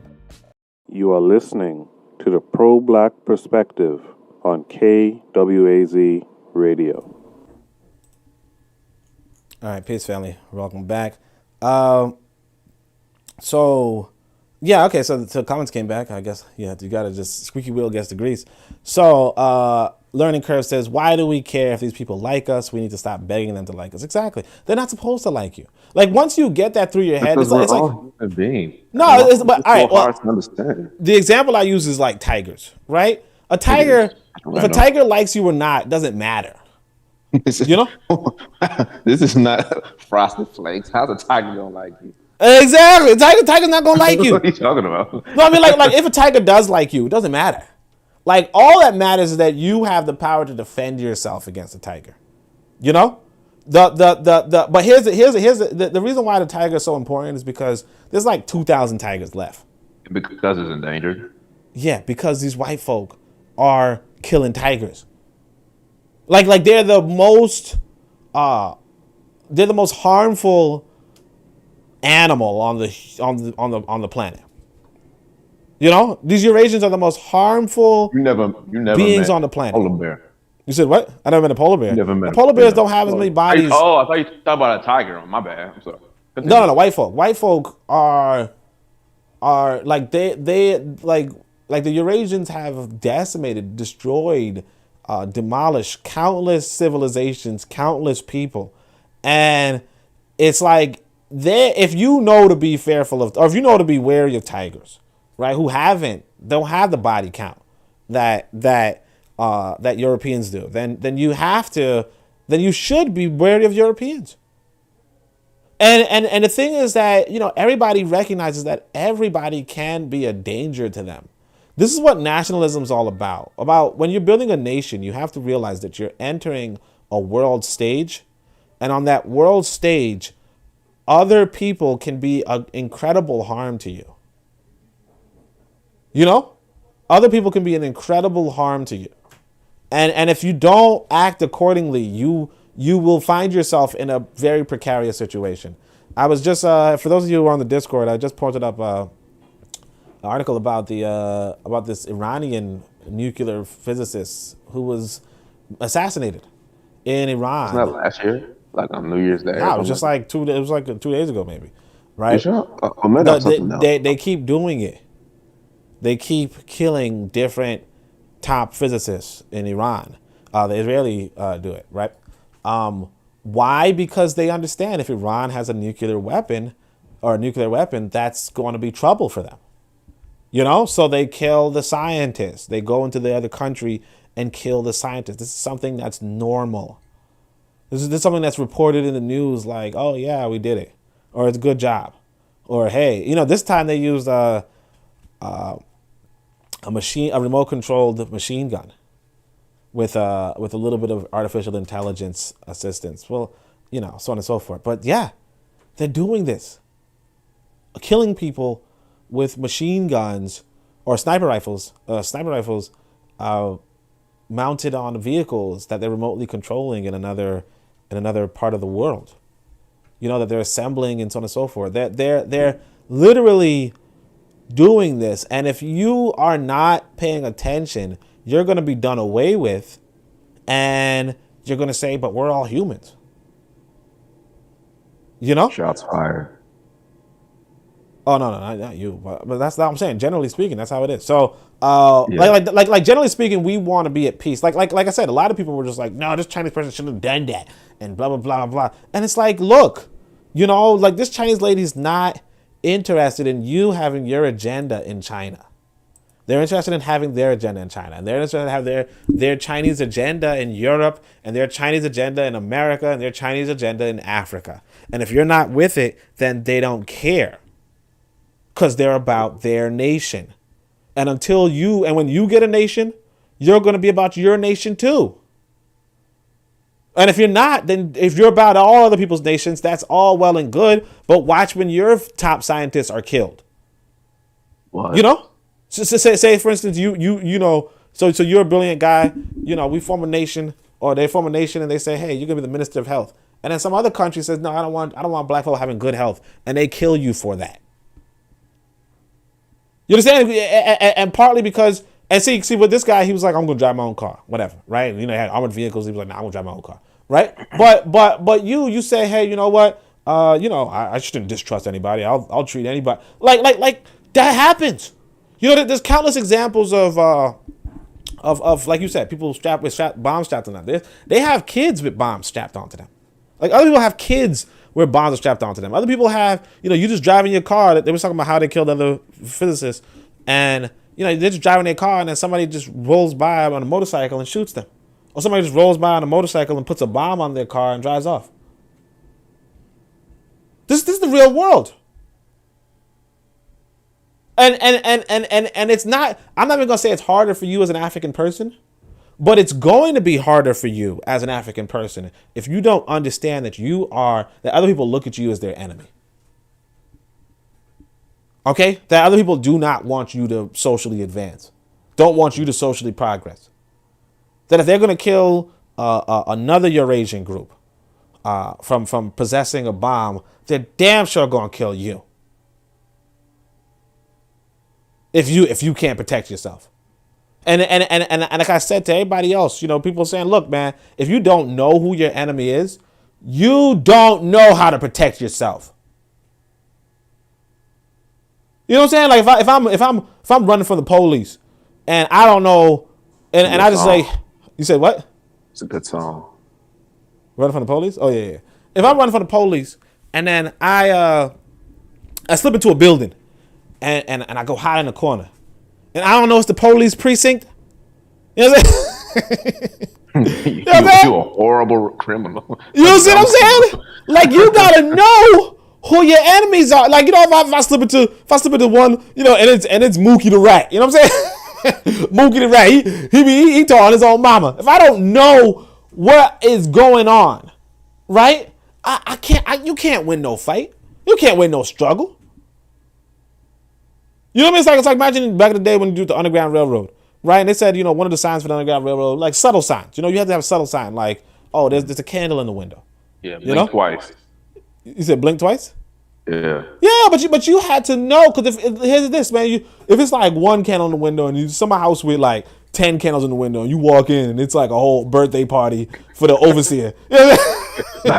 Birthday party for the slave owner that day or something. Yeah, right. Like, what are you doing, Jebediah? You know what I'm saying? Jebediah, you sick. I'm just saying though, like what's going on, man? He's just like, you huffing and puffing, So I got out. Is this the Underground Railroad? Boy, if you don't get back to the you know what I'm saying? Like, shit, that's your legs right there. But my point is, you gotta know. So it's like, what she's teaching this Chinese girl is like, yeah, look, these are our enemies. You know? Anyway, let's keep going to the comments because I think Learning Curve might join us. But he says, why do we care if people like us? We should stop begging them. So we aren't supposed to teach our children to defend themselves. So we aren't supposed to teach our children to defend themselves. Yeah, we should teach our children to defend themselves, right? Learning Curve says, they shouldn't have to defend themselves, man. You said what? They shouldn't have to defend themselves. Oh yeah, children. No, but you on that. I mean, even though you're being sarcastic, you're right. Children shouldn't have to. But again, it's just that realistically speaking, that sometimes it comes down to that. You know, sometimes it comes down to that. You know, like for instance, let's say I got a child, right? Somebody knocks me over and takes my child. Do I tell my child, just go along with it? You know? And I say, you know, hey, this is what you could do. You know? I mean, obviously, if I can't do it, maybe they can't either. But you know that like not even so much just defending. But I remember there was this one sister. You know, once upon a time there was like this. I'll say this: there was this white girl who was kidnapped, right? And like 12 years later, she was reunited with her family. You know, and then come to find out, she was like 5 blocks away or something, huh? What's sex trafficking? No, I'm saying like she was like 10 blocks away or something like that. It was just weird. Like it's like she was just living a whole life, 12 years, right? Meanwhile, there was this sister. Like ever crossed paths like one time at least. Here's the thing though. There was a sister, younger, right? So this white girl might have been like 13 or something. I don't know, or like I don't know, whatever age, like a good age, right? It might not have been 12 years. It might have been shorter. Who knows? It's the detail. Like I said, when you fill in the details, like it gets lost, right? But either way, there was this black girl. Young, like maybe 6 or 8 or something like that, right? She's captured by like these 2 grown-ass white folk, right? And then she manages to climb out the window, like bite through the rope, climb out the window, be reunited with her family. You know, but nobody was even looking for her when she showed back up. Like, shit, I got kidnapped. You know what I'm saying? But like, I mean, like her family was probably looking for her. But like, the point is that you teach your kids to return, to get back, you know, to leave their escaper. You know, I don't know what happened to that white girl. Real talk. I don't know why she didn't. I don't know why she didn't make her way back. But that's what I'm saying. Like that's like yeah. You know, children shouldn't have to defend themselves. But we're in the real world. You know, in the real world, there's no shoulda, coulda, woulda. There's dudda. You know, that's it. Uwa likes this. He says fire. Or they say fire. Learning Curve says conditioning never stopped. Breaking camels never ended. And the reasoning never came from the age of reasoning. And she says, don't make me get on the Discord. LOL. All right. So let's go.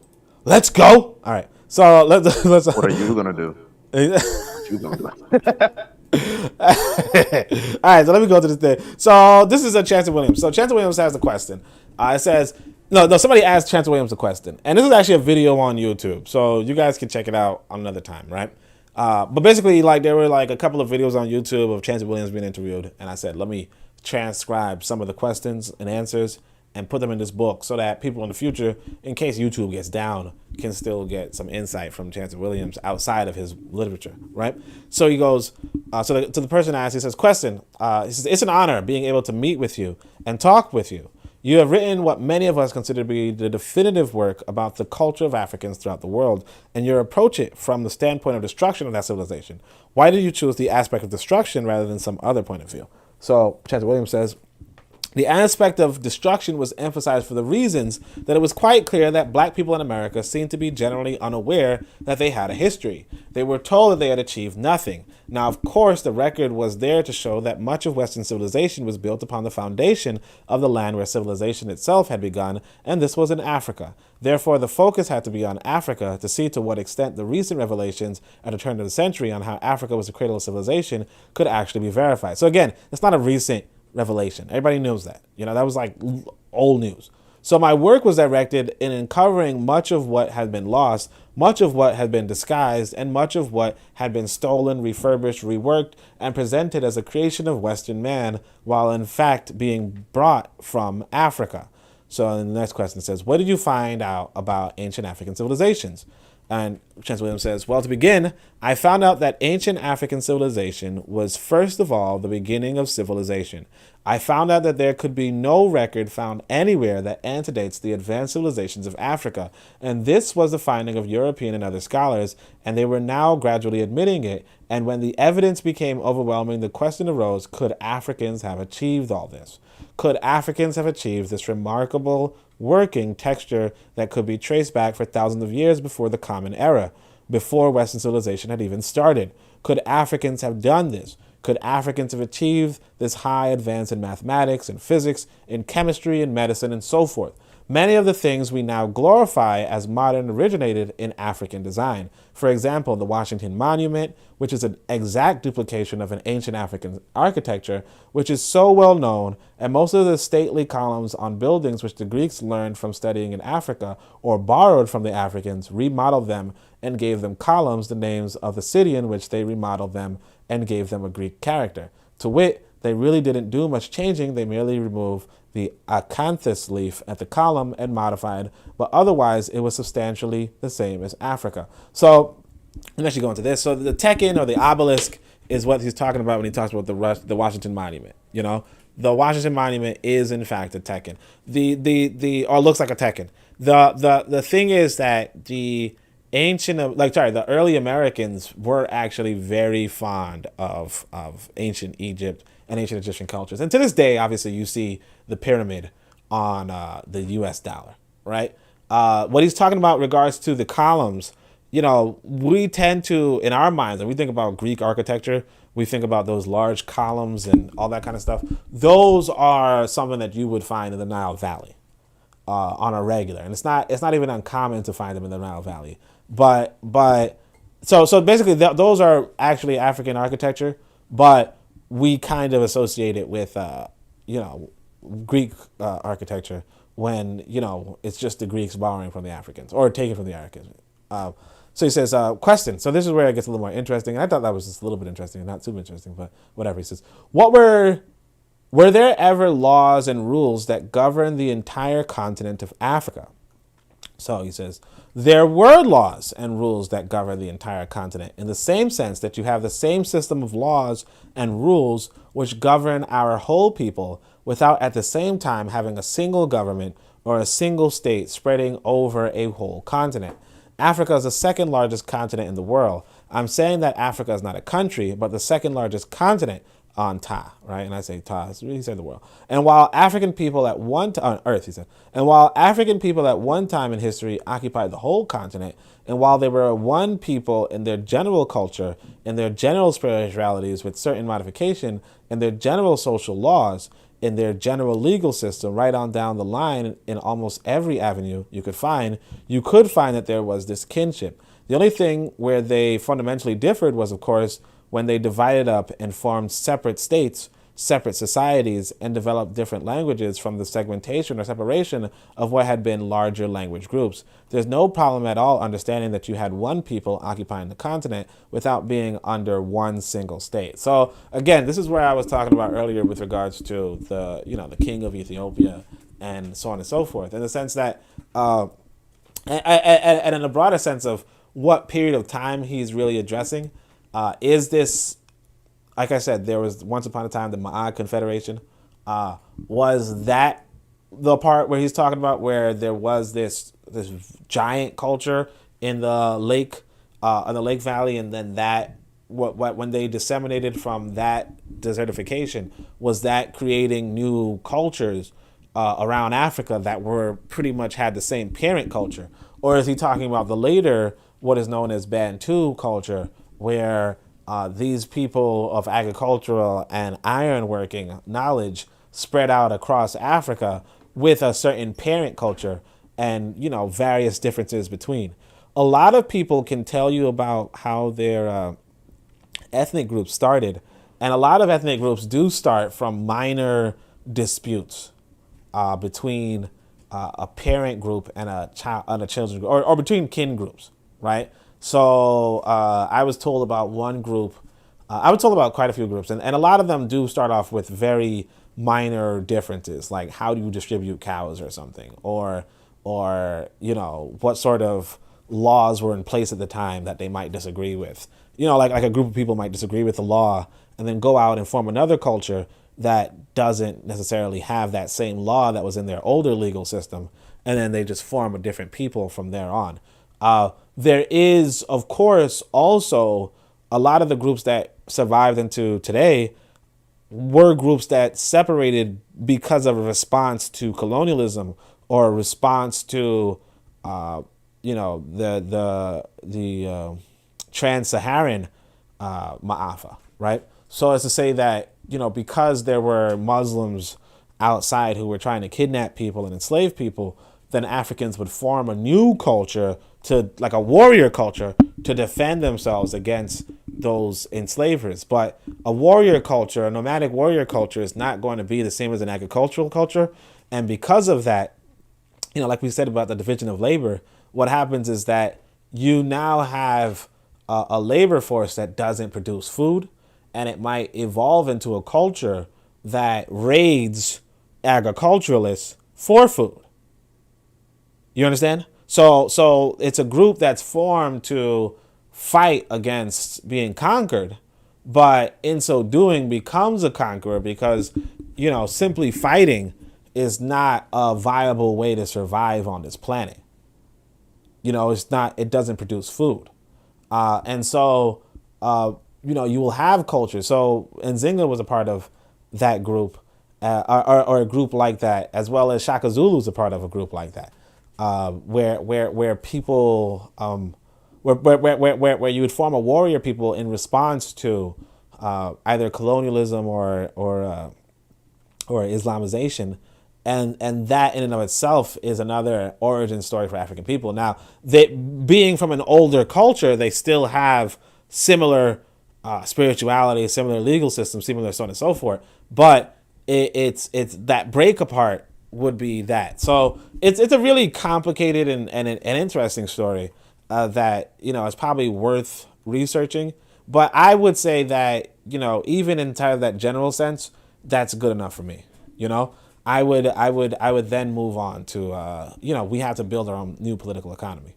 That's really more fundamental than understanding the complete nuances. Although the complete nuances are good too.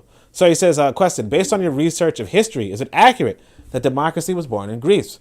So Chancellor Williams says, no, democracy was not born in any one place. The record, as I indicate in this discussion on the chapter dealing with the African Constitution at the birth of democracy, I made it quite clear that democracy was a system that was natural among the ancient peoples in all stages of development. Even the most primitive societies have their chiefs generally elected, and the chiefs were generally subject to the will of the group, so it was nothing unusual about the head of the society being subject to the will of the tribe, which was one of the early forms of social organization. Now, again, I'm not going to call this democracy, right? But I understand what he's saying. The family and the clan, the tribe, the nation is how it progresses. So first it's the family, then it's the clan, then it's the tribe, and then it's the nation. That's what he's saying. So, a lot of us say we're so really the ethnic groups are really just like the tribes in a sense are really just nations. But he says this is how it progresses. So that in Africa, you will find that back to times immemorial, they had their own system of democracy. And it was this same system which could be found in every part of the African continent. The same fundamental laws and the same fundamental custom, no matter whether they were 5,000 miles apart and no matter whether the group had never come to the other group, they had the same system. That's why we know that we were dealing with substantially one people. That democracy then was so long ago and so many thousands of years before Greece that the mention of Greece in connection with where democracy began could only bring smiles to the face of any scholar who had really studied world history. So again, you have to realize too, this is something that's really important that we tend to decontextualize. If Wazungu is talking about democracy, he's talking about Greeks. If he's talking about why he has democracy, he's saying Greece. He's not talking about, the Yoruba had democracy and therefore that's where we got it from. It's not, actually it's pretty interesting. I saw this video the other day where somebody was saying, or not just somebody was saying, and in fact, I'm going to go into this in October when I go into the open secret of the success of white people. But the thing that white people used to do really heavy was study Greek and Latin. they really studied Greek and Latin deeply, to the point where, like, they would even insult each other using Greek and Latin terms, things that we couldn't do, because we don't know it like that. So their understanding of democracy does come from Greece. It doesn't matter if there was a bunch of democracies in Africa at the time. When they went to school, they were studying Greek and Latin. They were not studying Yoruba. They were not studying Yoruba. There was no secret. I mean, there could have been some secret study of Yoruba. That's possible, but it's so secret that I wouldn't put the bank on it. So let's see. Anago Sango Ogun says, peace, family. Peace. How you doing, brother? Sorry, so let's keep going then. So what are some specifics of African culture or civilization?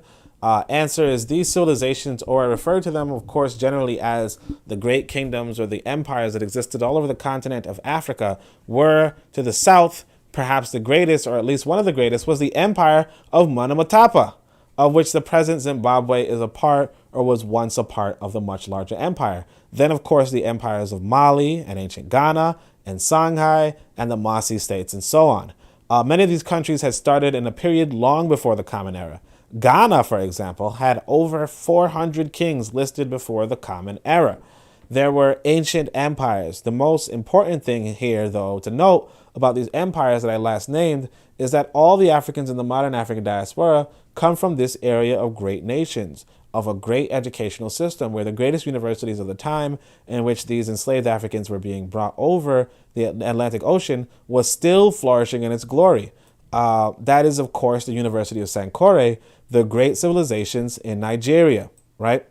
All of these were advanced cultures. So these people didn't come as they were told and came to believe after they lost memory of their homeland by the system of not allowing people of the same language group to be sold in the same plantation, but scattered all over the country, all over the south, so that you wouldn't form a power base by having a lot of Africans speaking the same language. So let me actually go into this a little bit. So, this is actually something I saw in another person was interviewing, and I was gonna include them into the Book of Power too, but I just said, nah, never mind. But this individual was pointing out that, I don't know how true it was, right? But I think he was saying, I don't know if it was, no, not Goethe. Oh, no, what's there's this racist guy, I can't remember his name, Blumenbach. So he was saying that Blumenbach was called into the Caribbean. Blumenbach was called into America and asked, how do you docile African people, right? How do you make them docile like they are in the Caribbean? Apparently the African Americans were not docile at the point. And of course, this is like a reverse of what we understand in history. Oh, it's not really a reverse. I want to say that even Martin Delaney records how back during slavery, there were knife gangs, like there were enslaved Africans who would wait by streets and threaten European passersby with knives, which doesn't really make sense to what we understand about slavery. But it seems to be what was the case because Martin Delaney, who was there at the time, observed it and read about it. Now, was it propaganda white people created? Who knows? But it seems like Martin Delaney would have verified it if he left it as a note or whatever, right? Either way. That's why you need to know your family history. Because you'll know where you come from and what your people did. How you doing? You said I was coming and I was coming because them Chaco was all out of pocket. Talking stuff, hope and change and all that other craziness. All right, I'm gonna go back. I'm gonna fall back. Peace, fam. How y'all doing this morning? How you doing, sis? How you doing? Yeah, I'm Chaco usually out of pocket. I don't know. But anyway, let's. You just acting like I'm not here. Are you? All right. Anyway. But anyway, yeah. So you guys act like I'm not here. Well, we not like you're not here. We just not afraid of you. You know what I'm saying? we are practicing that thing the old folks used to do. When it's like the children are in the room and we talk to each other about what we gonna do about the child and the behavior that the child is demonstrating. Remember when our parents used to do that? Yeah, exactly. Okay. Yeah, exactly. And plus, I'm 100 miles away, so I ain't worried about them. I'm saying, like, what are you gonna do? No, I'm joking. All right, so let me stop. But yeah. So the guy was saying that Blumenbach told what you gonna do? So Blumenbach was saying he was saying that Africans, what they did was, so somebody asked Bloomberg, they said, no, so Bloomberg came to the American, he was like, what have you been doing exactly? And he's like, oh, well, the black folk won't work because they're like, oh, I come from Shanghai Empire and I used to do all this other things, blah, blah. And Bloomberg was like, wait, you let them teach their children that they came from the Shanghai Empire? You know? Well, that's the problem. When they have children, you got to take their children away so that they don't tell their children about who they are. You understand? And if they don't tell their children about who they are, then they're not going to feel like they're too good. You gotta let them know. Like basically, you take basically like this, right? Like first, I got the son, right? And in fact, the public school system already does a good job at it. But that's it. Like with my son, I could sit him down and tell him about African people and Marcus Garvey and this and so on and so forth. Sure. But if Wazungu could take my kid, he don't have to tell them anything about me or even he could tell them about me in the most negative light possible, most farcical negative light possible. He could be like, oh yeah, your dad used to beat you all the time, used to punch you in the face. When we found you, you had cut marks all over your body. We had to heal you. We had to do all this other stuff. Like they could tell you anything. So even if you came from greatness in another culture, apparently what originally might have happened, well, according to this historian, was that, you came from greatness, but you kept your kids and you would tell your kids, hey, you came from greatness. You came from this empire. You came from Ghana. You came from Shanghai. Well, the guy was really emphasizing Shanghai, so I keep saying Shanghai, but he was like, you came from Shanghai. You came from this. You came from that. And because of that, black folk were not trying to be in the system, or not trying to work with no white folk with their, just doing so forth. But he was saying that Bloomberg told him, hey, look, take the kid away from the parent, right? And put him to somebody who don't, whatever. And then everything changes. Everything changes. And then here's an interesting thing about when we was reading that is that you got to realize that even people in Africa today don't really, as far as I know, they don't really hold that kind of high esteem of these kind of cultures. There was this one dude who, when I wrote about that Shanghai thing on Twitter, he wrote me in DM talking about, oh man, you ain't from no Shanghai. I would kill you if you showed up in Shanghai and blah, blah, blah. I'm like, shit, boy, I just put his DM up on Twitter and then he blocked me. That's what we call e-thugging. Yeah, I was like, okay, I'm not gonna say I'm not gonna say I could fight a group of people, but if you want a one-on-one, if you want to go toe-to-toe, I'll take the trip. I'm going to kill you. Send. That's what he do. I'm gonna kill you. Send. Copy paste. emoji. Exactly. You see that red drop emoji? That's your blood. 100 emoji, gun emoji. Exactly, right? Like, okay, thanks. But but like that's the thing though. It's like a lot of us don't even recognize that because I remember Matron had a video where this dude comes on and he's like, yeah, these white boys came and they gave us civilization, they gave us this and they gave us that and all the technology, blah, blah, blah. And it's like, I understand if you were talking about like the iPhone, like that makes sense, right? But if you understand that these were highly advanced, civilized nation states, University of Sankofa, and so on, like these are learning centers renowned the world over. When you understand that people were living good, decent lives. Yeah, like FDMG. Like FDMG, yeah. But like if you realize that people were living these decent lives, like Umar would provide, right, apparently, then you realize that, and then you realize that they took you from that and either reduced you to slavery in Americas or like reduced you to, I guess, sharecropping in Africa, right? When you realize that you're not like, oh yeah, at least now we got, no, like you would have, like if you were an advanced culture and they came to you and didn't destroy your community, you would have been building that kind of stuff if you wanted to. Like you would have been further ahead if not. Now, I'm not going to say that you would have independently developed all the technologies of the West on your own, because that's not necessarily realistic, right?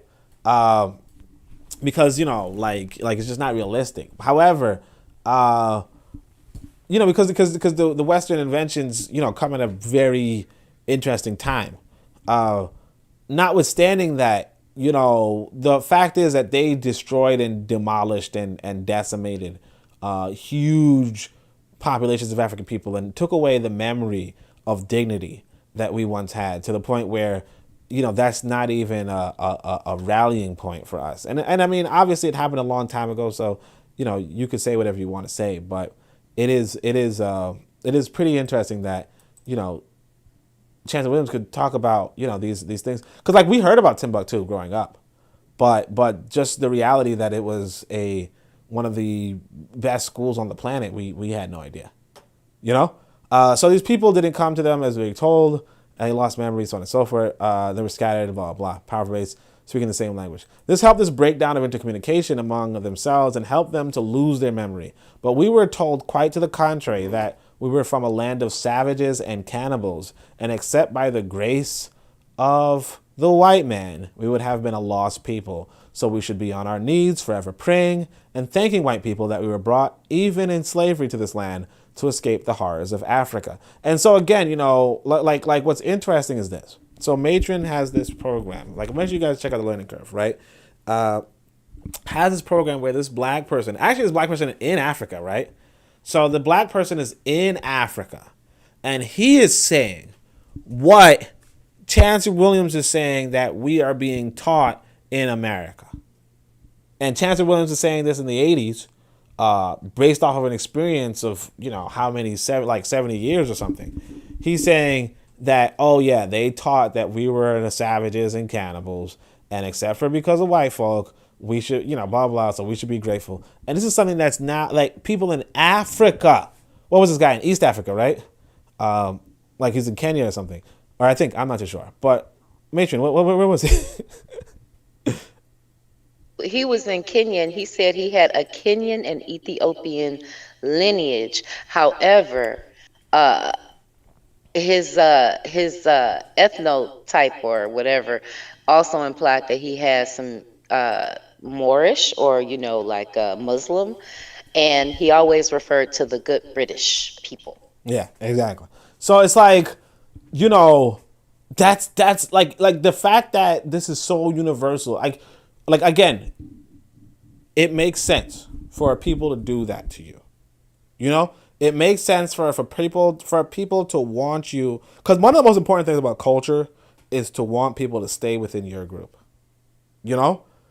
If you want people to, or even you want people to just you want people to continue your political economy, your economic system.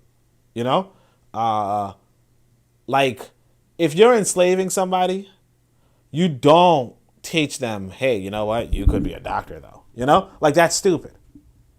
Or your father was a doctor and your grandfather was a doctor, and you're now a shoe shiner. Like that's stupid. Why would you tell somebody that their parents were doctors and they're a shoe shiner?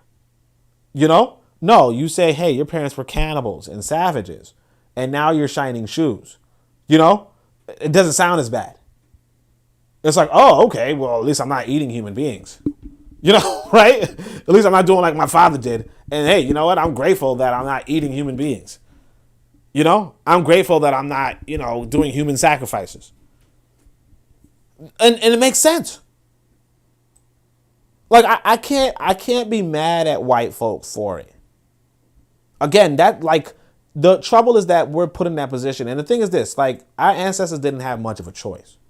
I mean, they did and they didn't, but you understand.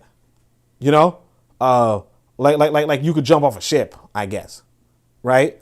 But if you're taking on the ship, you really got like little choice. But then we have so much choice and we just go along with it.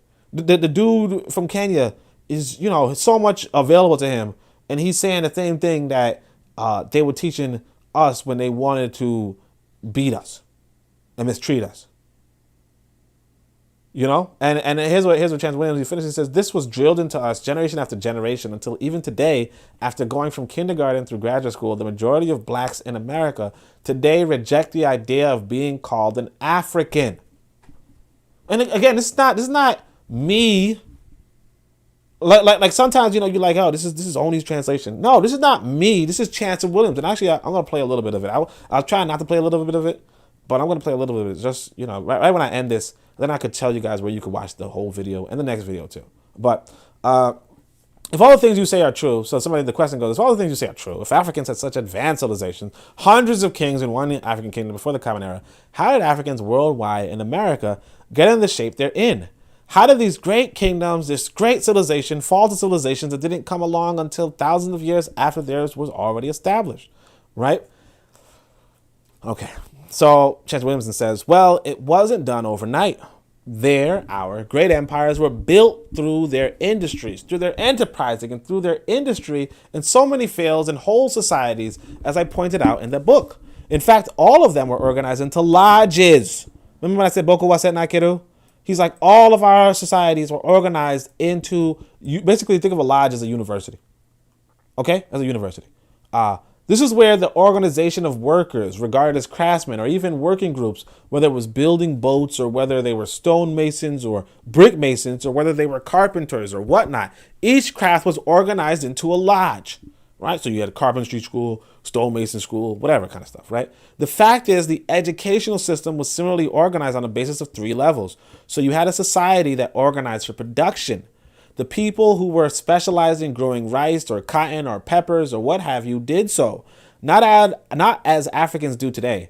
It's hard to get Africans generally today to farm beyond a subsistence level, just enough for themselves. They are scared to produce a surplus for export and to sell to areas which do not produce the same things which they produce and buy from the other people, the things which the other people produce, which is trade, which is progress, which is the basis of wealth worldwide. And like I said, I'm trying to open up Wealth of Nations, and the guy Adam Smith is saying the same thing. Like, trade is the basis of wealth. You know, I've said that numerous times. Trade is the basis of wealth. Everybody and their mama know trade is the basis of wealth. But you have to produce a surplus. But of course, you know, what Chancellor Williams was saying was that you would actually have division of labor in the sense of you would have specialized growers. You would have specialized growers in rice, specialized growers in cotton, specialized growers in peppers, as opposed to everybody just growing for themselves.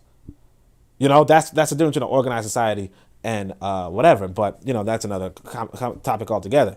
Because see, a lot of us, in fact, we're like, hey, let's go on the farm. You know, let's go just grow food for ourselves. That's fine, but that's not going to be the wealth that you want.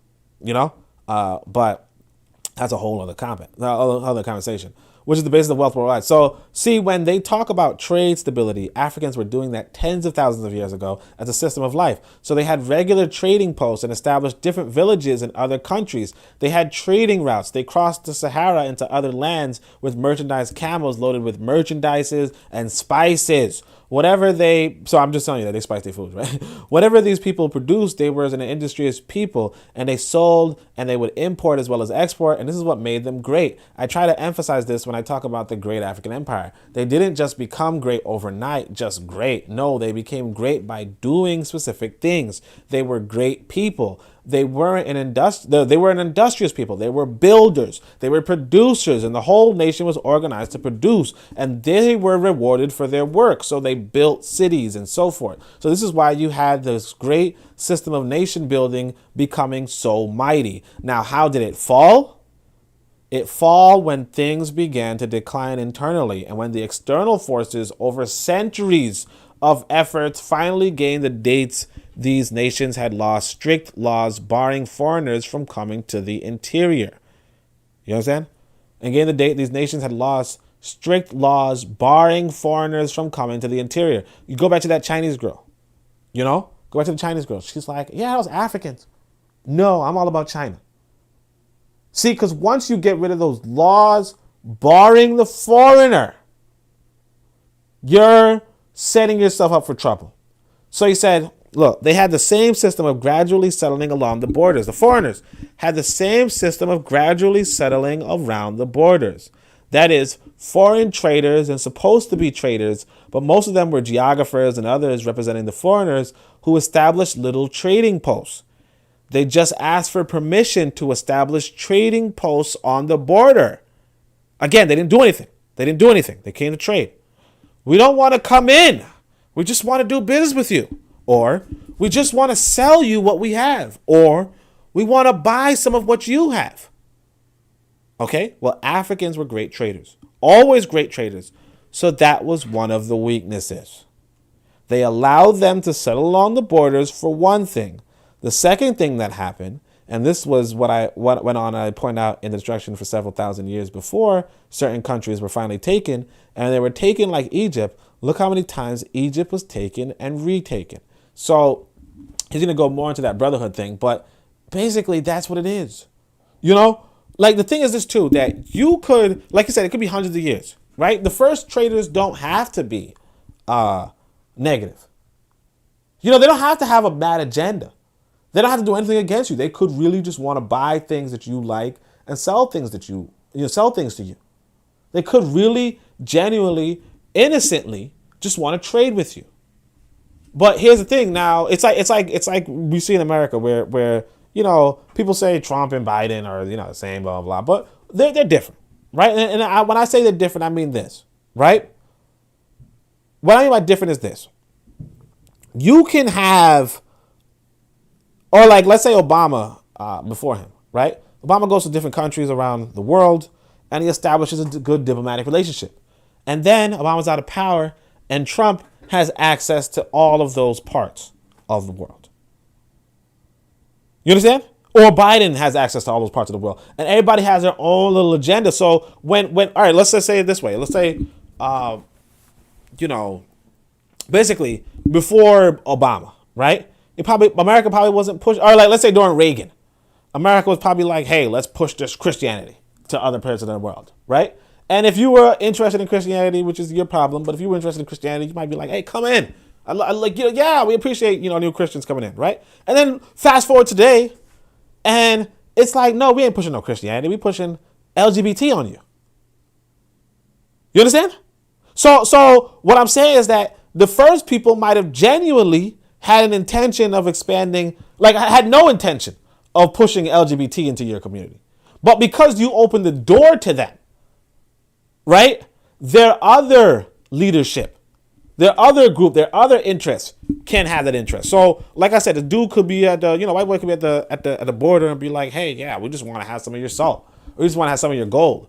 And then, you know, the queen of whatever, the king of wherever is like, nah, I need more of this gold. I need more of these statues. They make some good statues. I need more of that. I need some more of these kente, you know, for whatever reason. I want more of that. Or even the populace that over there. And then they come back and they're like, hey, we want more of your things. And you're like, hey, when you first came here, you said you just wanted a little trade. You didn't say you wanted to do all this. You know, we don't have enough for you. And it's like, oh, okay, I'm just going to tell my boss with a huge navy that you ain't going to give him what he wants. You understand? It's like when it comes to like realistically speaking, you can't, like, you just have to look at these people as your enemy even before they do stuff to you. Because if you go by, hey, they didn't do anything to me, that's what your ancestors did. You know? And now you collaborate. All of us. Or most of us. Okay, so there's no comments, so I'm going to keep going. The question was, you say blacks gave up Egypt? Are you saying the Egyptians were black? Now, again, this is a dumb thing to say. But, I mean, I get that I shouldn't say that because the brother's a cool guy. All right. So he says, yeah, answer, of course Egypt was black. The name itself has an origin in the name of Black King, so that it became the Egyptians were black until it became otherwise. They're not black today, just like those who occupy the northern part of Sudan are not black today. They are partly Arab, mostly Arab, and some of them are a mixture of Afro-Arabs, as you might call them. He goes on, the question goes, you spend quite a bit of time in your book describing the ancient civilization of Ethiopia. What is it you find important about that civilization? So Chancellor Williams says, well, the ancient civilization of Ethiopia was the civilization of what we're talking about when we talk about the whole stretch of land from the Mediterranean to the source of the Nile, which was ancient Ethiopia. So again, it's like the Mediterranean to the source of the Nile. Okay, yeah, so the Mediterranean to the source of the Nile, that means all the way up to Uganda was ancient Ethiopia. Now, again, I would say that it's further west. I would even say it's further south. But again, it's really hard to, and of course, I would even say it's further east, as to say that it eventually does encompass like all the way as far as India. But that's a whole other question. So what we call Egypt now, which was Kemet before the name was changed, was nothing but a northern province of the Ethiopian Empire.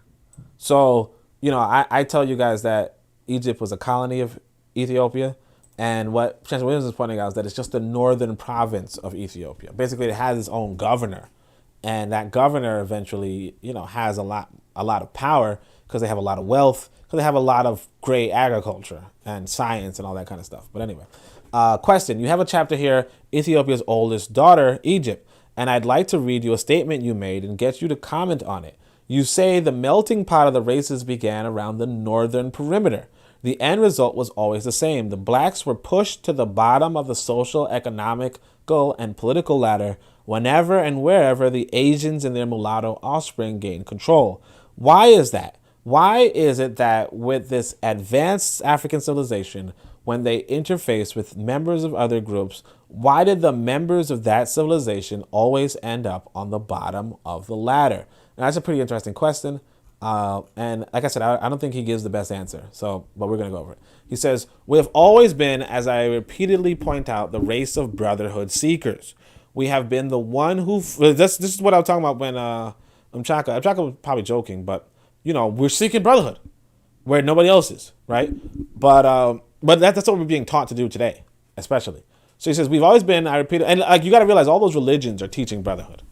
All the religions that we pick up on are teaching brotherhood. But anyway, we've always been, as I repeatedly point out, the race of brotherhood seekers. We have been the ones who forever will carry on the drive for brotherhood with other people. They have never sought brotherhood with us, never except for experiences where they saw an opportunity to play the role of big brother for a while they gained effective control. Now they're cunning, you see. They study us, and they know this. They have certain basic advantages. They can easily win our confidence. And first of all, because Africa, the whole continent of Africa, was known as the land of the spiritual people, we didn't start all this spirituality after the Ma'afa being more spiritual than the white. No, this is an African characteristic. We were known from ancient time as the land of the spiritual people, the land of the nature, because we were so spiritual. The blameless people, we were so spiritual. So this must be kept in mind in this general appraisal. All right, so just to go over that, he's saying, look, we were now. See, this is where I would actually disagree, obviously, in the sense that African spirituality does not mean brotherhood. I think that the brotherhood aspect does come about through the economics of the situation, in the sense of if you are a trading group, then you have to trade with people, and that's going to give you that brotherhood that you're looking for on a cultural level. So, it goes back to that thesis of, economy leading to politics leading to culture, in the sense of, if you are open to trading with other people, then that's really the trouble. I wouldn't put it to, oh yeah, we like that brotherhood, oh lie, we like that, so on and so forth. But we do know that Wazungu did come to us with that. It is pointed out that we didn't really fall for that religions thing on a general level until the 1900s. I think Organic African Paradigm pointed that out the other day. But of course, the leadership is really important about what the leadership does. So the elite did fall for the religions before that. And where they go, everybody else goes. But that's the whole thing about it, is that Wazungu pushed his superior trading and his superior whatever, and Africans fell for it and fell hard for it. And it's a really complicated process too. Like when the Muslims won a war in Eastern Africa, the war was at I think it was like a draw. But what happened in the draw was that they said, okay, we're going to pay you money, but in exchange you have to give us people. And for a while, Africans were like giving them like criminals and infirms and old people and people that they could get rid of, or who were like on their last days to meet the quota. But of course, here's the kicker though. when the Muslims went to war again, they used the Africans who were sold. And so their fighting force was increased. You see, basically, it's like how sometimes we talk. I don't agree with this entirely, but sometimes we talk about how the gangbangers and so on and so forth could be the warrior class and all that kind of stuff, and that's fine. You know, like I don't necessarily agree with this completely, but hear this, right? If in fact they are violent criminals among us, right, and somebody else, like if somebody else could use them against us, right? Then we actually did reduce our fighting. Like if we could use them and they could use them, or even if we can't use them, who knows? But the point is that we reduced our fighting force if we can use them, and they increase their fighting force if they can use them. And part of the reason why they can use them is because we sold them, and they're mad about it. You know, they're being told to be mad about, oh yeah, these people threw you away. They didn't regard you as the equal. They don't care for you. You should destroy their economy because they're doing all this kind of stuff, so on and so forth. And they'll have that control. So, you know, realistically speaking, human capital is one of the most important capitals out there. And if you don't know, now you know. All right, so this is the last question. He says, how significant was the oral historian in the reconstruction of African history? And he says, well, the oral historian is indispensable if you're going to make a comparative study of history. You're going to compare what had been written, since it's always written by foreigners, with what the Africans themselves had written, and the records of their mind turned out to be as accurate as and unerred in many respects as it was written in the books. So that's the last question. I just want to show you guys that I have another interview by Chancellor Williams, and this is the interview on what went wrong. The questions are, and of course you could see this. This is a free book, the free preview. So it's also in the free preview. But he says, what role did religion play in the conquest of Africa?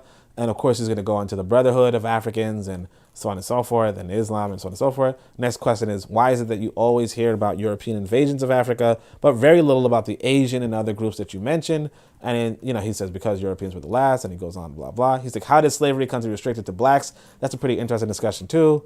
And another question is, how did Europeans and other groups go about wiping out the contribution of blacks? What are 2 or 3 things that you could mention? So, of course, these are page 330 of the Book of Power, or this is page 326 of the Book of Power. And if you want to, you could also, let me see, the earlier one was, the same thing. So this is page 326. If you want to, you can check it out. But you can also check it out in the preview for the Book of Power, the thing that I'm reading right now. And that's available on the Discord. And you could just click the link below. But if you don't even want to read it, you could listen to it. So I'm going to give you guys the links to both of these things now. So check out the chat. In the chat, I'm going to give you a link. Of course, if you're going to listen to, you're gonna have enough time to listen to this and then listen to Matron later. All right, so let me show you guys. So this is the one that we just read, and then this is another one. So I sent you guys one link. I'll send you guys another link, and I'm putting those in the chat right now so that you guys can check it out and enjoy it. But here's the thing: I said this is a rare interview. And the reason being is because if you look at the views, the one I read had 12,000 views, and the other one I linked had 1,400 views. Now, there's another interview available of a longer length and all that kind of stuff. But one of the things that I did in writing this book was I kind of cut out some of the fluff, or come out some of the things that are just not really too necessary for us as a people to like memorialize and remember. But if nothing else, I do want you to watch those videos. I do want you to download those videos. There's a way to download YouTube videos. Download them, keep them on your Google Drive, or keep them on your, or not even just your Google Drive, email them to yourself, or just find a way to preserve them. Put them on a disk or what have you. Save them to a USB. Just try to preserve our story as you can. And one of the ways I would recommend to preserve it, of course, is to get the Book of Power and have that in your library. But other than that, I appreciate everybody for coming through. If anybody else has anything else to say, now would be the best time to do so. Should I play the commercial? Yeah, let me play the commercial. But everybody has to be kind of quiet while I do it. It doesn't make any noises. Hold on a second. This is D Webb with the Harsh Reality Podcast, asking you to tune in where we tackle the news of the day that affects our community, only on KWAZ Radio. Greetings, everyone. This is Koku from the Bitter Medicine Podcast, inviting you to tune in to the Bitter Medicine Podcast on KWAZ Radio. Greetings, fam. Tune in to The Learning Curve with me, the revolutionary matron on KWAZ Radio. You are listening to the Pro-Black Perspective on KWAZ Radio. Okay, so yeah, all right. Let me ask the co-panelists what's good. So Machiavelli, I don't know if Machiavelli could actually hear me though. I think he's deafened. I don't know what deafened means, but I think he's deafened. So maybe he can't hear me. What about Rev Matron? What do you think about all this?